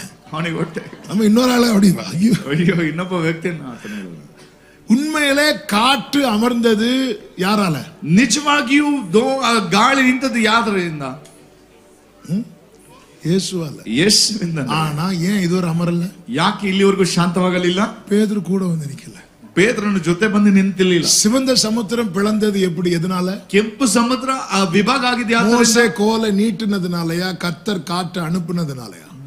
ಮೋಶೆ ಕೋಲು ಚಾಚದ್ರಿಂದ ದೇವರು ಗಾಳಿ ಕಳಿಸಿದ್ದಾರೆ. கர்த்தர் காற்று, ದೇವರು, கர்த்தர் காற்று அனுப்பணும்னா மோசே கோலை நீட்டணும். ಹಾಗಾದ್ರೆ ಕರ್ತನು ಗಾಳಿ ಕಳಿಸಬೇಕಾದ್ರೆ ಮೋಶೆ ಕೈ ಕೋಲನ್ನು ಚಾಚಬೇಕು. தேவ திட்டத்தை புரிந்து கொள்ளுங்கள். ದೇವರ ಉದ್ದೇಶ, ஜெபம்லாம் நல்லா தான் போயிட்டு இருக்கு. ಪ್ರಾರ್ಥನೆ ಎಲ್ಲ ಸರಿಯಾಗಿ எல்லா ஆண்டவருடைய பிரசன்னம் என் கூடாரத்துல இருக்கு. ಎಲ್ಲಾ ದೇವರ ಪ್ರಸನ್ನತೆ ஆனா இன்னும் கொந்தளிப்பு அமரல. ಆದ್ರೆ ಇನ್ನು ಗೊಂದಲ ನಿಲ್ಲಲಿಲ್ಲ. நான் செய்ய வேண்டியது என்ன தெரியுமா? ಮಾಡಬೇಕಾದದೇನು ಗೊತ್ತಾ? நான் இறங்கணும், ನಾನು ಇಳಿಯಬೇಕು, ஆண்டவரோடு நிக்கணும். ದೇವರೊಂದಿಗೆ ನಿಲ್ಲಬೇಕು, ஆண்டவரோடு நிக்க ஒரு ஸ்டெப் எடுத்து வைக்க பழகணும். ದೇವರೊಂದಿಗೆ ನಿಲ್ಲಿಕ್ಕೆ ಒಂದು ಹೆಜ್ಜೆ ಇಡಬೇಕಾಗಿದೆ. இதுதான் ஆண்டவர் சமூகத்திலே ஆரம்பத்திலே சொன்ன வார்த்தை, நீ பக்கத்துல வா. ಇದನ್ನೇ ದೇವರ ಸನ್ನಿಧಾನದಲ್ಲಿ ನೀನು ಸಮೀಪಕ್ಕೆ ಬಾ. நீ நெருங்கும் போது நீ கீழே விழதான் செய்வ. ನೀನು ಹತ್ತಿರ ಬರುವಾಗ ಕೆಳಗಡೆ ಬೀಳಲಿ. எனவேதான் நீங்க உங்க இயேசுவை நோக்கி என்று சொல்லப்பட்டிருக்கிறது. ಹಾಗಾಗಿ ಹೇಳಲ್ಪಟ್ಟಿದೆ, ನೀವು ಯೇಸುವನ್ನ ನೋಡಿ. பாரமான பாவமான காரியங்களை நம்ம விழத்தள்ள நெருக்கும். ಓ, ಅಭ್ಯಂತರ ಮಾಡುವಂತ ಪಾಪಗಳು ಎಲ್ಲ ಅವುಗಳನ್ನ ತಳ್ಳಿಬಿಟ್ಟು ಅವುಗಳನ್ನ ಯೇಸುவை நோக்கி ಯೇಸುವನ್ನ ನೋಡಿ ನಿಯಮಿತ ಓಟத்திலே ನಮಗೆ ನೇಮಕವಾದ ಓಟದಲ್ಲಿ ஓட கடவும். ಸಹನೆಯಿಂದ ಓಡ. பேதுரு உள்ள போனதும் மீதி 11 பேர் இருக்காங்கன்னு சொல்லி இயேசு போட்ல ஏறி போகல. ಯೇಸು ಅಲ್ಲಿ ಹೋದ ನಂತರ ಪೇತ್ರನು ಮಿಕ್ಕಿದ 11 ಬೋಣಿ அவர்கள் படவில் ஏறினவுடன், ಅವರುಗಳು ದೋಣಿ ಹತ್ತಿದ ಅವರುಗಳು சில பிரச்சனைக்கு சொல்யூஷனை கர்த்தர் நம்ம கிட்ட வைத்திருக்கிறார். ಕೆಲವು ಸೊಲ್ಯೂಷನ್, ಸಮಸ್ಯೆಗಳಿಗೆ ಸೊಲ್ಯೂಷನ್ ನಮ್ಮಲ್ಲಿ ಇಟ್ಟಿದ್ದಾನೆ. நாம் அவரோடு நிற்காமல் இந்த பிரச்சனை சால்வ் ஆகாது. ನಾವು ಆತನೊಂದಿಗೆ ನಿಲ್ಲದೆ ಈ ಸಮಸ್ಯೆಗಳು. ಲೇವಿ வந்து நிக்காம தேவ கோபம் மாறாது. ಅಲ್ಲಿ ಬಂದು ನಿಂತಾಗ ದೇವರ ಕೋಪ ಬದಲಾಗುವುದಿಲ್ಲ. தேவ பிள்ளைகளை இதை புரிந்து கொள்ள வேண்டும். ದೇವ ಮಕ್ಕಳೇ ಇದನ್ನು ಅರ್ಥ ಮಾಡಿಕೊಳ್ಳಿ. போட்ல எல்லாரும் கூட இருந்து ஆவேசம் ஆவேசம்னு கத்தி கொண்டிருப்பதற்கல்ல, ದೋಣಿಯಲ್ಲಿ ಇದ್ದುಕೊಂಡು ಕಬಡ್ಡಿ ಕಬಡ್ಡಿ ಎಂಬುದಾಗಿ ಅಲೆ ಮಾಡುತ್ತೀರಿ. அவரோடு நில்லு. ನೀನು ಇಳಿದು இயேசுவோடு நிற்க பழகுங்கள். ನೀನು ಯೇಸುವಿನೊಂದಿಗೆ ನಿಲ್ಲುವುದಕ್ಕೆ ಕಲಿತು. எந்த ஒரு நிலையிலும் இயேசுவோடு நிற்க பழகுங்கள். ಎಂತ ಸ್ಥಿತಿಯಲ್ಲಿ ಯೇಸುವಿನೊಂದಿಗೆ ನಿಲ್ಲುವುದು ಕಲಿಯಿರಿ. எந்த உபத்திரவம் எந்த நெருக்கத்திலும் இயேசுவை விட்டு விலகாமல் நிற்க பழகுங்கள். ಯಾವ ಇಕ್ಕಟ್ಟಲ್ಲಿ ಯಾವ ಉಪದ್ರವದಲ್ಲಿ ಯೇಸುವಿನೊಂದಿಗೆ ನಿಲ್ಲುವುದನ್ನು ಕಲಿಯಿರಿ. கர்த்தர் உங்களோடு இருந்து இந்த பிரச்சனைக்கெல்லாம் முற்றுப்புள்ளி வைப்பதை மற்ற அத்தனை பேரும் காண்பார்கள். ದೇವರು ನಿಮ್ಮೊಂದಿಗೆ ಇರುವುದನ್ನ, ನಿಮಗಿರುವ ಸಮಸ್ಯೆಯನ್ನ ಒಂದು ಚುಕ್ಕೆ ಇಡುವಂತೆ ಮುಗಿಸುವಂತೆ ಆತನು ನೋಡುವಂತೆ ಎಲ್ಲರೂ ನೋಡ್ತಾರೆ. ஆமென் சொல்லுங்க பார்க்கலாம். ಆಮೆನ್ ಎಂದು ಹೇಳಿ மூன்றாவது ஒரு காரியத்தை சொல்லி ஜெபிக்க விரும்புகிறேன். ಮೂರನೇ ಒಂದು ಕಾರ್ಯವನ್ನು ಹೇಳಿ ಮುಗಿಸಲು ಪ್ರಯತ್ನಿಸಿ. அவர் என்ன கொடுக்கிறாரோ அதை சந்தோஷமாய் ஏற்றுக்கொள். ಆತನೇನು ಕೊಡುತ್ತಾನೆ ಅದನ್ನು ಸಂತೋಷ. யோவான் 18வது அதிகாரம் 11வது வசனம். யோவான் 18ನೇ ಅಧ್ಯಾಯ 11ನೇ ವಚನ. 18. அப்பொழுது இயேசு பேதுருவை நோக்கி, உன் பட்டயத்தை உரையிலே போடு, பிதா எனக்கு கொடுத்த பாத்திரத்தில் நான் பானம் பண்ணாதிருப்பேனோ என்றார். பிதா எனக்கு கொடுத்த பாத்திரத்தில் ತಂದೆ ನಮಗೆ ಕೊಟ್ಟಂತ ಇದರಲ್ಲಿ நான் பானம் பண்ணாதிருப்பேனோ என்கிறார். ನಾನು ಪಾನ ಮಾಡದೇ ಇರ್ತೀನೋ. நமக்கு தெரியும், ஆண்டவராக இயேசு கிறிஸ்து கெத்செமனே தோட்டத்தில் போய் வியாகுலப்பட்டு ஜெபிக்கிறார். ನಮಗೆ ಗೊತ್ತು, ಕರ್ತನಾದ ಯೇಸು ಕ್ರಿಸ್ತನು ಗೆತ್ಸೆಮನೆ ತೋಟಕ್ಕೆ ಹೋಗಿ, இந்த பாத்திரம் என்னை விட்டு நீங்க கூடுமானால் நீங்கும்படி ಈ செய்யும். ಪಾತ್ರೆ ನನ್ನಿಂದ ತೊಲಗಿಸುವುದಾದ್ರೆ ஆகிலும் என்னுடைய சித்தத்தின்படி, ಆದರೂ ನನ್ನ ಚಿತ್ತದಂತಲ್ಲ, ತಂದೆಯ ಚಿತ್ತದಂತೆ, உங்க சித்தத்தின்படி ನಿಮ್ಮ ಚಿತ್ತದಂತೆ 3 முறை ஜெபிக்கிறார். ಆತನು 3 ಸಾರಿ ಪ್ರಾರ್ಥಿಸುತ್ತಾನೆ. பதில் வரவில்லை. ஒரு தூதன் வந்து பலப்படுத்தினார். ಪ್ರತ್ಯುತ್ತರ ಬರಲಿಲ್ಲ. ಒಬ್ಬ ದೂತನು ಬಂದು ಬಂದು ದೇವರನ್ನು இந்த ಬಲಪಡಿಸಿದರು. பாத்திரத்தில் பானம் பண்ணுவது பிதாவுடைய சித்தம். ಈ ಪಾತ್ರೆಯಲ್ಲಿ ಪಾನ ಮಾಡುವುದು ತಂದೆಯ இது ಚಿತ್ತವಾಗಿದೆ. அப்பா கொடுத்தது. ಇದು ತಂದೆ ಕೊಟ್ಟದ್ದು. இப்போ இயேசு சோல்ஜர்ஸ் பிடிக்க வரா. ಈಗ ಯೇಸುವನ್ನ ಸೆರೆ ಹಿಡಿಯಲಿಕ್ಕೆ ಸೈನಿಕರು ಬರ್ತಾರೆ. பேதுரு ஒருவன் காதை வெட்டுகிறான். ಪೇತ್ರನ ಒಬ್ಬನ ಕಿವಿಯನ್ನ ಕತ್ತರಿಸಿ சொல்ல பட்டயத்தை உரையில போடு. ಅವನ ಕತ್ತಿಯನ್ನು ಒರೆಯಲಾಕು. இது என் அப்பா எனக்கு கொடுத்தது. ಇದು ನನ್ನ ತಂದೆ ಕೊಟ್ಟ ಪಾತ್ರೆ. இந்த பாத்திரத்தில் நான் பானம் ಈ ಪಾತ್ರೆಯಲ್ಲಿ ನಾನು ಪಾನ ಮಾಡಬೇಕು. தான் வேதம் சொல்கிறது மெய்யாகவே அவர் நம் பாடுகளை ஏற்றுக்கொண்டார். ಹಾಗಾಗಿ ಸತ್ಯವಾಗಿ ಹೇಳ್ತದೆ, ನಿಜವಾಗಿ ಆತ ನಮ್ಮ ಸಂಕಟಗಳನ್ನು ಹೊತ್ತನೆಂಬುದಾಗಿ, நம் துக்கங்களை சுமந்தார். ನಮ್ಮ ದುಃಖಗಳನ್ನು ಹೊತ್ತನೆಂಬುದಾಗಿ ಹೇಳ್ತದೆ. ರಿಸಲ್ಟ್ என்ன தெரியுமா? ಅದರ ಫಲಿತಾಂಶ ಗೊತ್ತುಂಟಾ? நாம் எல்லாரும் உயிர்ப்பிக்கப்பட்டோம். ನಾವೆಲ್ಲರೂ ವಿಮೋಚಿಸಲ್ಪಟ್ಟಿದ್ದೇವೆ. சத்தமா ஒரு ஆமென் சொல்லுங்க. ಶಬ್ದವಾಗಿ ಆಮೆನ್. ஹalleluya. ஹalleluya. சில நேரத்துல சில கடினமான பாதையிலே தேவன் நம்மை நடத்தும். ಕೆಲವು ಸಾರಿ ಕೆಲವು ಕಠಿಣ ದಾರಿಯಲ್ಲಿ ನಮ್ಮ ನಡೆಸುವಾಗ அநேகர் உயிர்ப்பிக்கப்படுவார். ಅನೇಕರು ವಿಮೋಚಿಸಲ್ಪಡುತ್ತಾರೆ. நீட்டப்பட்ட ஒரு புஸ்தக சுருளை எசேக்கியேல் பார்க்கிறார். ಓ ಚಾಚಿದಂತ ಗ್ರಂಥದ ಸುರುಳಿಯನ್ನು ಎಜೆಕಿಯೇಲ್ ನೋಡಿದ. 2வது அதிகாரம் 3வது அதிகாரத்தில் இருக்கிறது எடுக்க வேண்டாம். ಎಜೆಕಿಯೇಲ್ 2:3 ಇದೆ, ಅದು ತೆಗೆಯೋದು ಬೇಡ. அந்த சுருள் விரிக்கப்படுகிறது. ಆ ಸುರುಳಿ ತೆರೆಯಲ್ಪಡುತ್ತದೆ. அதிலே உள்ளும் புறமும் எழுதி இருக்கு. ಅದರ ಒಳಗಡೆ ಹೊರಗಡೆ ಬರೆಯಲ್ಪಟ್ಟಿದೆ. எசேக்கியேல் என்னன்னு பார்க்கிறார். ಎಜೆಕಿಯೇಲ್ ಏನು ಎಂಬುದಾಗಿ ನೋಡ್ತಾನೆ. ஐயோன்னு எழுதி இருக்கிறது. ಅದರಲ್ಲಿ ಅಯ್ಯೋ ಎಂಬುದಾಗಿ தவிப்புன்னு எழுதி இருக்கிறது. ಅದರಲ್ಲಿ ಒಂಟಿತನ ಎಂಬುದಾಗಿ ಬರೆಯಲ್ಪಟ್ಟಿದೆ. புலம்பல் எழுதி இருக்கிறது. ಅದರಲ್ಲಿ ಪ್ರಲಾಪ ಎಂಬುದಾಗಿ ಬರೆಯಲ್ಪಟ್ಟಿದೆ. எசேக்கியேலுக்கு புரியல. ಎಜೆಕಿಯೇಲಿಗೆ ಅರ್ಥ ಆಗಲಿಲ್ಲ. நானே சிறையிருப்புல இருக்கிறேன். ನಾನೇ ದುರವ್ಯವಸ್ಥೆಯಲ್ಲಿ நானே ಇದ್ದೇನೆ. நிக்க முடியாம விழுந்து கிடக்கிறேன். ನಾನೇ ನಿಲ್ಲಲಿಕ್ಕಾಗದೆ நீங்க தான் என்ன பிடிச்சு நிக்க வைக்கிறீங்க. ನೀನೇ ನನ್ನ ನಿಲ್ಲಿಸಿ ಹಿಡಿದು இப்ப ನಿಲ್ಲಬೇಕು. என் முன்னாடி என்ன ஆண்டவருடைய கையை நீட்டுறீங்க. ದೇವರೇ, ನನ್ನ ಮುಂದೆ ಯಾಕಪ್ಪ ಈ ಗ್ರಂಥ அதுல ಸಳಿ? என்ன எழுதி இருக்குன்னு பார்த்தா ஐயோ புலம்பல் தவிப்புன்னு எழுதி இருக்கு. ಅಲ್ಲಿ ಬರೆಯಲ್ಪಟ್ಟಿದೆ ಗ್ರಂಥ ಸಳಿ, ಅಯ್ಯೋ ಪ್ರಲಾಪ ಕಣ್ಣೀರು ಎಂಬುದಾಗಿ ಬರೆಯಲ್ಪಟ್ಟಿದೆ. ஆண்டவர் சொன்னார் வாயை திறந்து இதை புசி அப்படிங்க. ದೇವರು ಹೇಳಿದಾನೆ, ಇದನ್ನ ಬಾಯಿಂದ ತಿನ್ನು ಎಂಬುದಾಗಿ. வேதம் சொல்லுகிறது, ಸತ್ಯವೇದ ಹೇಳುತ್ತದೆ, நான் என் வாயை ஆவென்று திறந்தேன். ನನ್ನ ಬಾಯಿ ಹೌದು ಎಂಬುದಾಗಿ ಆಗಲಿಸಿದೆ. எசேக்கியேலே, ಎಜೆಕಿಯೇಲನೇ, அதுல ஐயோ எழுதி இருக்கு. ಅದರಲ್ಲಿ ಅಯ್ಯೋ ಎಂಬುದಾಗಿ அதுல ಬರೆದಿದೆ. புலம்பல் எழுதி இருக்கு. ಅದರಲ್ಲಿ ಪ್ರಲಾಪ ಎಂಬುದಾಗಿ அதுல ಬರೆದಿದೆ. தவிப்பு எழுதி இருக்கு. ಅದರಲ್ಲಿ ದುಃಖಗಳು ಎಂಬುದಾಗಿ நீ ಬರೆಯಲ್ಪಟ್ಟಿದೆ. என்னடா ஆணு வாயை திறக்கிற? ನೀನೇನಪ್ಪ ಅಂತ ಬಾಯಿ ತೆಗಿತಿದ್ದಿ. எசேக்கியேல் என்ன சொல்வார் தெரியுமா? ಎಜೆಕಿಯೇಲನೇ ಏನು ಹೇಳ್ತಾನೆ நீ ಗೊತ್ತಾ? அதுல எழுதி இருக்கிறத பாக்குற. ನೀನ್ ಅದರಲ್ಲಿ ಬರೆದಿರುವಂತದನ್ನ ನೋಡುತ್ತಿ. நான் அது யார் கையில இருக்கிறது என்று பார்க்கிறேன். ನಾನು ಅದನ್ನು ಯಾರ ಕೈಯಲ್ಲಿದೆ ಎಂಬುದಾಗಿ என் ஆண்டவர் புலம்பலை ஆனந்த களிப்பாய் மாற்ற பண்ணுகிறவர். ದೇವರು ಪ್ರಲಾಪಗಳನ್ನು ಆನಂದವಾಗಿ ಬದಲಾಯಿಸುತ್ತಾನೆ. தவிப்பை சந்தோஷமாய் மாற்றுகிறவர். ದುಃಖವನ್ನು ಸಂತೋಷವಾಗಿ என் ಬದಲಾಯಿಸುತ್ತಾನೆ. ஆண்டவர் இதை எனக்கு புசிக்க கொடுக்கிறார் என்றால் இதுக்கு பின்னாக ஒரு பெரிய பர்பஸ் இருக்கிறது. ನನ್ನ ದೇವರು ಇದನ್ನು ನಾನು ಆಹಾರ ಮಾಡಲಿಕ್ಕೆ ಕೊಟ್ಟಿದ್ದಾನಂದ್ರೆ ಅದರ ಹಿಂದೆ ಒಂದು ಉದ್ದೇಶ ಉಂಟು. அவன் அதை அப்படியே உட்கொள்ளுகிறான். ಅದನ್ನು ಹಾಗೆ ಆಹಾರ ಮಾಡಿಕೊಂಡು ತಿನ್ನು, புசிக்க வைக்கிறான். ಅದನ್ನು ತಿನ್ನುವಂತೆ ಮಾಡಿದನು. 3வது அதிகார கடைசில நான் வாயை மூடுறேன் மௌனமா இருண்டார். 3ನೇ ಅಧ್ಯಾಯ ಕೊನೆಯ ವಚನದಲ್ಲಿ ನಾನು ಹೇಳ್ತೇನೆ, ನಿನ್ನ ಬಾಯಿ ಮುಚ್ಚಿಕೊಂಡಾಗ. சில கடினமான பாதையில தேவன் நம்மை நடத்தும் போது நம்மை பேச கூட விட மாட்டார். ಕೆಲವು ಕಠಿಣ ದಾರಿಗಳಲ್ಲಿ ನಡೆಸುವಾಗ ನಮ್ಮನ್ನು ಮಾತಾಡ್ಲಿಕ್ಕೂ ಸಹ ಅದನ್ನು ಬಿಡುವುದಿಲ್ಲ. ஏன் ஆண்டவரே இதை அனுமதிச்சீங்க? ಯಾಕೆ ದೇವರು ಇದನ್ನು ಅನುಮತಿಸಿದಿ? புலம்பாதே, முறையிடாதே. ಓ ಪ್ರಲಾಪಿಸಿದಿರು, ಮೊರೆ ಇಡಬೇಡ. கர்த்தர் ஒன்றை செய்கிறார் என்றால் அதற்கு பின்னாக ஒரு பெரிய திட்டம் இருக்கிறது. ಕರ್ತನೊಂದು ಕಾರ್ಯ ಮಾಡ್ತಾನೆ ಅಂದ್ರೆ ಅದರ ಹಿಂದೆ ದೊಡ್ಡ ಉದ್ದೇಶ ಸಂಗತಿ ಉಂಟು. இப்பொழுது கர்த்தர் அவனை எடுத்துக்கொண்டு உலர்ந்த எலும்புகள் நிறைந்த பள்ளத்தாக்கி நடுவே நிறுத்துகிறார். ಈಗ ಅವನನ್ನು ತೆಗೆದು ಒಣಗಿದ ಎಲುಬುಗಳ ತಗ್ಗಿನಲ್ಲಿ ಅದನ್ನು ನಿಲ್ಲಿಸುತ್ತಾನೆ. ஐயோ புலம்புகள் தவிப்பினாலே உலர்ந்து போயிருக்கிறவைகள், ಅಯ್ಯೋ ಪ್ರಲಾಪಗಳ ಕಣ್ಣೀರಿಂದ ಒಣಗಿ ಹೋದಂತ ಎಲ್ಲ ಎಲುಬುಗಳು, அதை எசேக்கியேலை உட்கொள்ள வைத்து அங்கே கொண்டு போய் நிறுத்துகிறார். ಅಲ್ಲಿ ಎಜೆಕಿಯೇಲನ ಅದನ್ನು ಆಹಾರ ಮಾಡಿಕೊಂಡು ತಿಂದು ಅಲ್ಲಿ இப்பொழுது எசேக்கியேலுக்குள்ள இந்த நிருபம் மட்டுமல்ல, ಈಗ ಎಜೆಕಿಯೇಲನಲ್ಲಿ ಸರುಳಿ ಮಾತ್ರ ಇಲ್ಲ, உயிர்ப்பிக்கிற ஆவியானவர் கூட இருக்கிறார். ಓ ಜೀವ ಕೊಡುವ ದೇವರು ಸಹ ಇದ್ದಾನೆ. எழுத்து கொல்லுமானால் ஆவி உயிர்ப்பிக்கும். ತಿನ್ನುವುದಾದರೆ ದೇವರ ಆತ್ಮ ಅದು ಪುನರ್ಜೀವ ಕೊಡುತ್ತದೆ. கர்த்தர் சொல்லுகிறார், இத பார்த்து நீ பேச ಈಗ அப்படிங்கிறார். ಅದನ್ನು ನೋಡಿ ಹೇಳ್ತಾನೆ, ಇದನ್ನು ನೋಡಿ ಮಾತನಾಡು. சுற்றி நடக்க பண்ணி ಅವುಗಳ ತಗ್ಗಿನ ಸುತ್ತ ನಡೆಯುವ அந்த உலர்ந்த எலும்புகளை பார்த்து பேச வைக்க. ಆ ಒಣಗಿದ ಎಲುಬುಗಳನ್ನು ನೋಡಿ ಮಾತನಾಡಿ ಎಂಬುದಾಗಿ ಹೇಳಿದನು. ஒரு காலத்தில் அவன் வாய் அடைத்தவர், ಒಂದು ಕಾಲಘಟ್ಟಗಳಲ್ಲಿ ಬಾಯಿಯನ್ನು ಮುಚ್ಚಿದಾತ. நீ அவர் கொடுத்த காரியத்தை எல்லாம் உட்கொண்ட பிறகும் கர்த்தர் உன் வாய் அடைத்து வைத்திருக்கிறார். ನೀನು ಕೊಟ್ಟ ಅವರು ಗ್ರಂಥ ಸುಳ್ಳಿಯನ್ನು ತಿಂದ ಮೇಲೂ ಕೂಡ ಆತನ ಬಾಯಿ. அநேகர் சொல்லும் அவதூறை கேட்கிறார். ಅನೇಕರು ಹೇಳುವಂತ ಅಪ್ಪ ಕಾರ್ಯಗಳನ್ನು அநேகர் பரியாசம் பண்ணியும் நீ மௌனமாய் இருக்கிறார். ಅನೇಕರು ಅಪಹಾಸ್ಯ ಮಾಡಿ ನೀನು ಸುಮ್ಮನಿದ್ದಿ. ஆனால் அவர்களுக்கு தெரியாது, ಆದ್ರೆ ಅವರಿಗೆ ಗೊತ್ತಿಲ್ಲ, அவர்களை உயிர்ப்பிக்கிற வார்த்தையை கர்த்தர் உன் வாயில தான் வைத்திருக்கிறார். ಅವರನ್ನ ಪುನರ್ಜೀವಿಸುವಂತ ವಾಕ್ಯ ನಿನ್ನಲ್ಲಿ ಕರ್ತನ ಇಟ್ಟಿದ್ದಾನೆ. இப்பொழுது எசேக்கியேல் அந்த உலர்ந்த எலும்புகள் நிறைந்த பள்ளத்தாக்கை ಈಗ பார்த்து ಎಜೆಕಿಯೇಲನು ಆ ಒಣಗಿದ பேச ஆரம்பிக்கிறார். ಆತನ அவன் ಮಾತನಾಡಲಿಕ್ಕೆ பார்த்து கொண்டிருக்கும் போதே ಆತನ ನೋಡುತ್ತಿರುವಾಗ அவைகள் சேனையா எழுந்து நிற்கிறது. ಅವುಗಳು ಸೇನೆಯಾಗಿ ನಿಂತರು. சபையே, ಕರ್ತನ சபையே, அன்பு சகோதரா சகோதரி, ಪ್ರೀತಿಯ ಸಹೋದರ உன் ಸಹೋದರಿಯರೇ, ஆசை விருப்பங்களை தூக்கி எறிந்து விட்டு ನಿನ್ನ ಆಸೆ ಇಷ್ಟಾರ್ಥಗಳನ್ನು ತೆಗೆದು கர்த்தர் ಬಿಸಾಡಿ, எதை கொடுக்கிறாரோ அதை சந்தோஷமா ஏற்றுக்கொள். ಕರ್ತನು ಯಾವುದನ್ನು ಕೊಡುತ್ತಾನೋ ಅವುಗಳನ್ನು ಸಂತೋಷವಾಗಿ ಸ್ವೀಕರಿಸಿ. உயிர்ப்பின் கிரியை நடக்கும். ಪುನರ್ಜೀವಿಸುವ ಕಾರ್ಯಗಳನ್ನು அநேகர் உயிர்ப்பிக்கப்படுவார். ಅನೇಕರು ವಿಮೋಚನೆ. உங்க வீட்டுல நீங்க மட்டும் ரட்சிக்கப்பட்டு இன்னைக்கு வந்திருக்கலாம். ನಿಮ್ಮ ಮನೆಯಲ್ಲಿ ನೀವು ಮಾತ್ರ ರಕ್ಷಣೆ ಹೊಂದಿ ಈ ಕಾಲದಲ್ಲಿ ಬಂದಿರಬಹುದು. முழுமையாய் அவர் கொடுப்பதை ஏற்றுக்கொள்ளுங்க. ಆತನು ಏನು ಕೊಡುತ್ತಾನೋ ಅದನ್ನು ಅಂಗೀಕಾರ ಮಾಡಿಕೊಳ್ಳಿರಿ. எப்படி நோவாவை கட்டின பேழைக்குள்ள ஒரு நம்பர் மிஸ் ஆகாம குடும்பத்தினர் அத்தனை பேரும் காணப்பட்டார்களோ, அதே போல உங்கள் நிமித்தம் உங்கள் முழு குடும்பத்தையும் கர்த்தர் அந்த கிருபையின் பேழைக்குள்ளே கொண்டு வருவார். ಹೇಗೆ ನೋಹನು ಕೊಟ್ಟಂತ ಆಜ್ಞೆ ಪ್ರಕಾರ ಅವರ ಕುಟುಂಬದಲ್ಲಿ ಒಂದು ವ್ಯಕ್ತಿ ಮಿಸ್ ಆಗದಂತೆ ಇದ್ದನೋ, ಅದೇ ರೀತಿ ಕರ್ತನು ನಿಮ್ಮನ್ನು ನಾವೇಲೆ சமீபமாய் வாருங்கள். ನೀವು ಆತನ ಸಮೀಪಕ್ಕೆ அவரோடு ಬನ್ನಿರಿ. நில்லுங்கள். ಆತನೊಂದಿಗೆ ನಿಲ್ಲಿರಿ. அவர் கொடுப்பதை சந்தோஷமாய் ஏற்றுக்கொள்ளுங்கள். ಆತನ ಕೊಡುವುದನ್ನು ಸಂತೋಷವಾಗಿ உங்கள் வாழ்க்கை ಸ್ವೀಕರಿಸಿರಿ. அர்த்தமுள்ளதாய் மாறும். ನಿಮ್ಮ ಜೀವಿತ ಅರ್ಥಗರ್ಭಿತವಾಗಿ அநேகர் உயிர்ப்பிக்கப்படுவார்கள். ಅನೇಕರು அநேகர் விடுவிக்கப்படுவார்கள். ಅನೇಕರು அநேகருடைய கொந்தளிப்பு அடங்கும். ಅನೇಕರ கர்த்தர் உங்களை கருவியாய் எடுத்து பயன்படுத்துவார். சத்தமா ஆமென் சொல்லுங்க பார்க்கலாம்.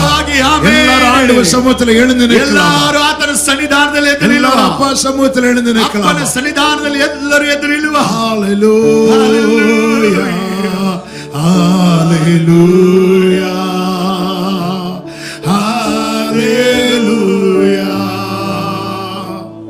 ஹalleluya ஹalleluya. ஒரு 5 நிமிடம் நம்ம ஜெபிக்க போகிறோம். 5 ನಿಮಿಷ ನಾವು ಪ್ರಾರ್ಥಿಸಲಿಕ್ಕಿದ್ದೇವೆ. கர்த்தர் இந்த நாளிலே அநேக வார்த்தைகளை தீர்க்க தரிசனமாய் பேசினதை நாவிலே உணர்ந்தேன். ಅನೇಕ ಕಾರ್ಯಗಳನ್ನು ಪ್ರವಾದಾತ್ಮಕವಾಗಿ ಮಾತನಾಡಿದ ಕರ್ತನ ನಾವು கர்த்தர் ನೋಡಿದ್ದೇವೆ. இந்த மாலை வேளையில் நிச்சயத்தோடு சொல்ல முடியும், கர்த்தர் இன்னைக்கு எனக்காகவே பேசினார். ಎಷ್ಟು ಜನ ಹೇಳಲಿಕ್ಕಾಗ್ತದೆ ಇವತ್ತು ಕರ್ತನ ನನಗೋಸ್ಕರ ಮಾತನಾಡಿದ. ஆண்டவர் கேட்பது ஒன்றே ஒன்றுதான். ಕರ್ತನ ಕೇಳುವುದು ಒಂದನೇ, நீ இன்னும் சமீபமா, ನೀನು ದೇವರ ಸಮೀಪಕ್ಕೆ ಬಾ. இன்னும் கிட்ட கிட்ட சேர்த்து கொள்ளும் பாடுபட்ட நாயகா, இன்னும் கிட்ட கிட்ட சேர்த்து கொள்ளுமே ஜீவன் தந்த ரட்சகா. எல்லாரும் கண்களை மூடி நிற்கிறார்கள். ಕಣ್ಣುಗಳನ್ನು ಮುಚ್ಚಿ ಎಲ್ಲರೂ ಸಹ நான் சமீபமாய் சேர விரும்புகிறேன். ದೇವರೇ ನಾನು ಸಮೀಪವಾಗಿ ಬರಲು ಅದಕ್ಕೆ ಅಪೇಕ್ಷಿಸುತ್ತೇನೆ. தடையாய் கர்த்தர் உணர்த்துற காரியம் எதுவானாலும் அதை நான் தூக்கி ಅದಕ್ಕೆ போடுகிறேன். ಅಡಚಣೆ ಆಗಿರುವ ಯಾವ ಕಾರ್ಯಗಳನ್ನು அப்படி ನಾನು சொல்ல ತೆಗೆದು ಬಿಸಾಡುತ್ತೇನೆ. விரும்புகிறவர்கள் மட்டும் உங்க வலது கரத்தை ಹಾಗೆ வாடுங்க. ಹೇಳುವಂತವರು ಅನೇಕರು ಕೈಗಳನ್ನ ಚಾಚಿ உங்க இடது கரத்தை இருதயத்தில் வைத்து ನಿಮ್ಮ ಎಡಗೈಯನ್ನ ನಿಮ್ಮ அப்பா கிட்ட பேசுங்க. ಅಪ್ಪನ ಬಳಿ ಮಾತನಾಡಿರಿ. இனி என் குடும்பத்தின் மேல சத்துருவின் கை ஓங்க கூடாது. ಇನ್ನು ನನ್ನ ಕುಟುಂಬದ ಮೇಲೆ ಶತ್ರುವಿನ ಕೈ இந்த ಎತ್ತಬಾರದು. கொந்தளிப்பு இனியும் தொடரக்கூடாது. ಈ ಗೊಂದಲ ಇನ್ನು ಎಂದೇ ಎಮ್ಮೆಟ್ಟಿ ಬರಬಾರದು. உலர்ந்த அனுபவம் இனியும் என் குடும்பத்துல காணப்படக்கூடாது. ಒಣಗಿದ ಅನುಭವ ನನ್ನ ಕುಟುಂಬದಲ್ಲಿ ಇನ್ನು ಕಾಣಬಾರದು. என்னாலதான் இன்னும் உம்முடைய கிரியை தாமதமாகி கொண்டிருக்கிறது. ನನ್ನಿಂದಲೇ ನಿನ್ನ ಕೃಪೆ என்னாலதான் என்னாலதான் என் வீட்டுல இன்னும் ஒரு விடுதலை உண்டாகாமல் இருக்கிறது. ನನ್ನಿಂದಲೇ ನನ್ನ ಮನೆಯಲ್ಲಿ ವಿಮೋಚನೆ. என்னாலதான் என் வீட்டுல கொந்தளிப்பு அடங்காமல் இருக்கிறது. ನನ್ನಿಂದಲೇ ಈ ಗೊಂದಲ ಮನೆಯಲ್ಲಿ என்னாலதான் என் குடும்பம் இன்னும் ரட்சிக்கப்படாம இருக்கிறாங்க. ನನ್ನಿಂದಲೇ ನನ್ನ ಕುಟುಂಬದವರು ರಕ್ಷಣೆ இதோ ಹೊಂದಲಿಲ್ಲ. உமது அடியேனும் மண்டை வருகிறேன். ಇಗೋ ನಿನ್ನ ದಾಸ ನಿನ್ನ ಕಡೆ இதோ ಬರುತ್ತೇನೆ. மண்டை வருகிறேன். ನಿನ್ನ ದಾಸ ನಿನ್ನಲ್ಲಿ இதோ ಬರುತ್ತೇನೆ. மண்டை வருகிறேன். ಇಗೋ ನಿನ್ನಲ್ಲಿ ಬರುತ್ತೇನೆ. என்னை ஏற்றுக்கொள்ளும் ஆண்டவரே, ನನ್ನನ್ನು ಅಂಗೀಕರಿಸಪ್ಪ. என்னை ஏற்றுக்கொள்ளும் ஆண்டவரே. ಅಂಗೀಕರಿಸಪ್ಪ. உங்ககிட்ட நெருங்குறதுக்கு மோசே கிட்ட சொல்லி சொல்லி எரிய வைத்தீரே. ಮೋಶೆಯ ಬಳಿ ಹೇಳಿ ಆ ಜ್ವಾಲೆ ಉರಿಯುವಂತೆ உங்ககிட்ட ಮಾಡಿದೆ. நெருங்குவதற்கு என்கிட்ட என்ன தடை சொல்லுங்கப்பா. ನಿನ್ನಲ್ಲಿ ಬರುವುದಕ್ಕೆ ನನ್ನಲ್ಲಿ ಅಡಚಣೆ அதை ಏನು? தூக்கி போட கிருபை தாங்கப்பா. ಅದನ್ನ ತೆಗೆದು ಬಿಸಾಡೋದಕ್ಕೆ ಕೃಪೆ இதோ ಕೊಡಪ್ಪ. மண்டை வருகிறேன் ஆண்டவரே. ಇಗೋ ನಾನು ನಿನ್ನ ಸಮೀಪ ಬರ್ತೇನೆ. நானாகவே வந்து நிற்கிறேன். பிரசனத்தில் வந்து நிற்கிறேன். நீ இன்று என்னை ஏற்றுக்கொள்வீரா?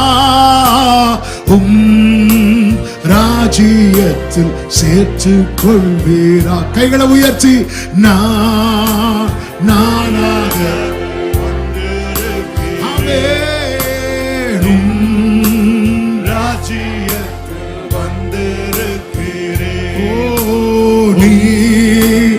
என்று என்னை ஏற்றுக்கொள்வீரா?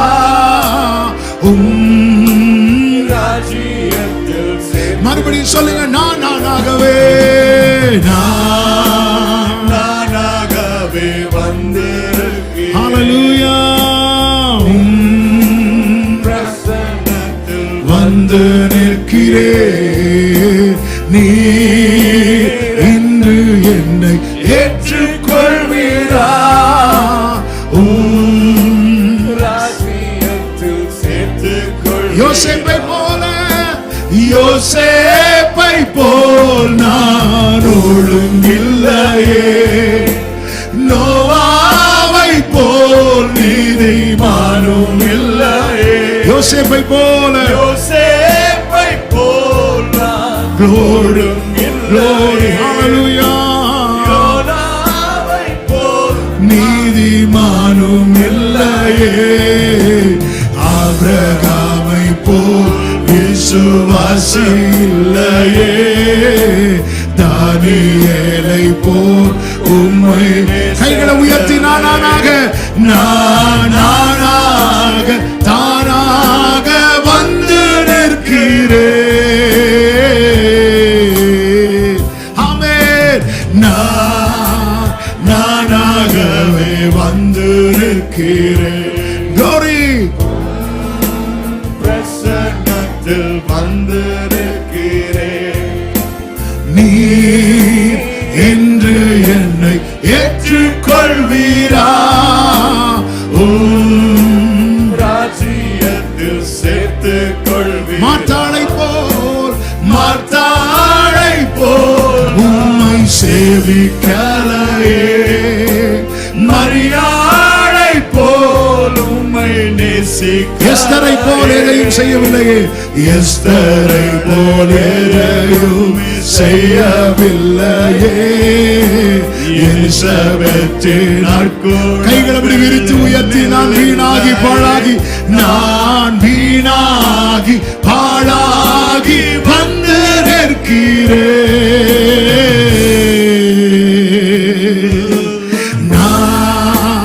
நானாகவே வந்து நிற்கிறேன்.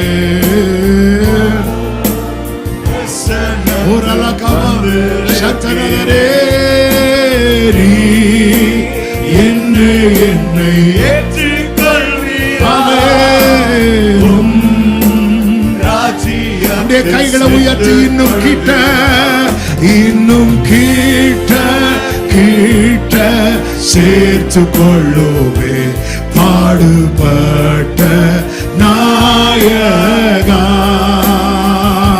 இன்னும் கிட்ட சேர்த்து கொள்ளுவே.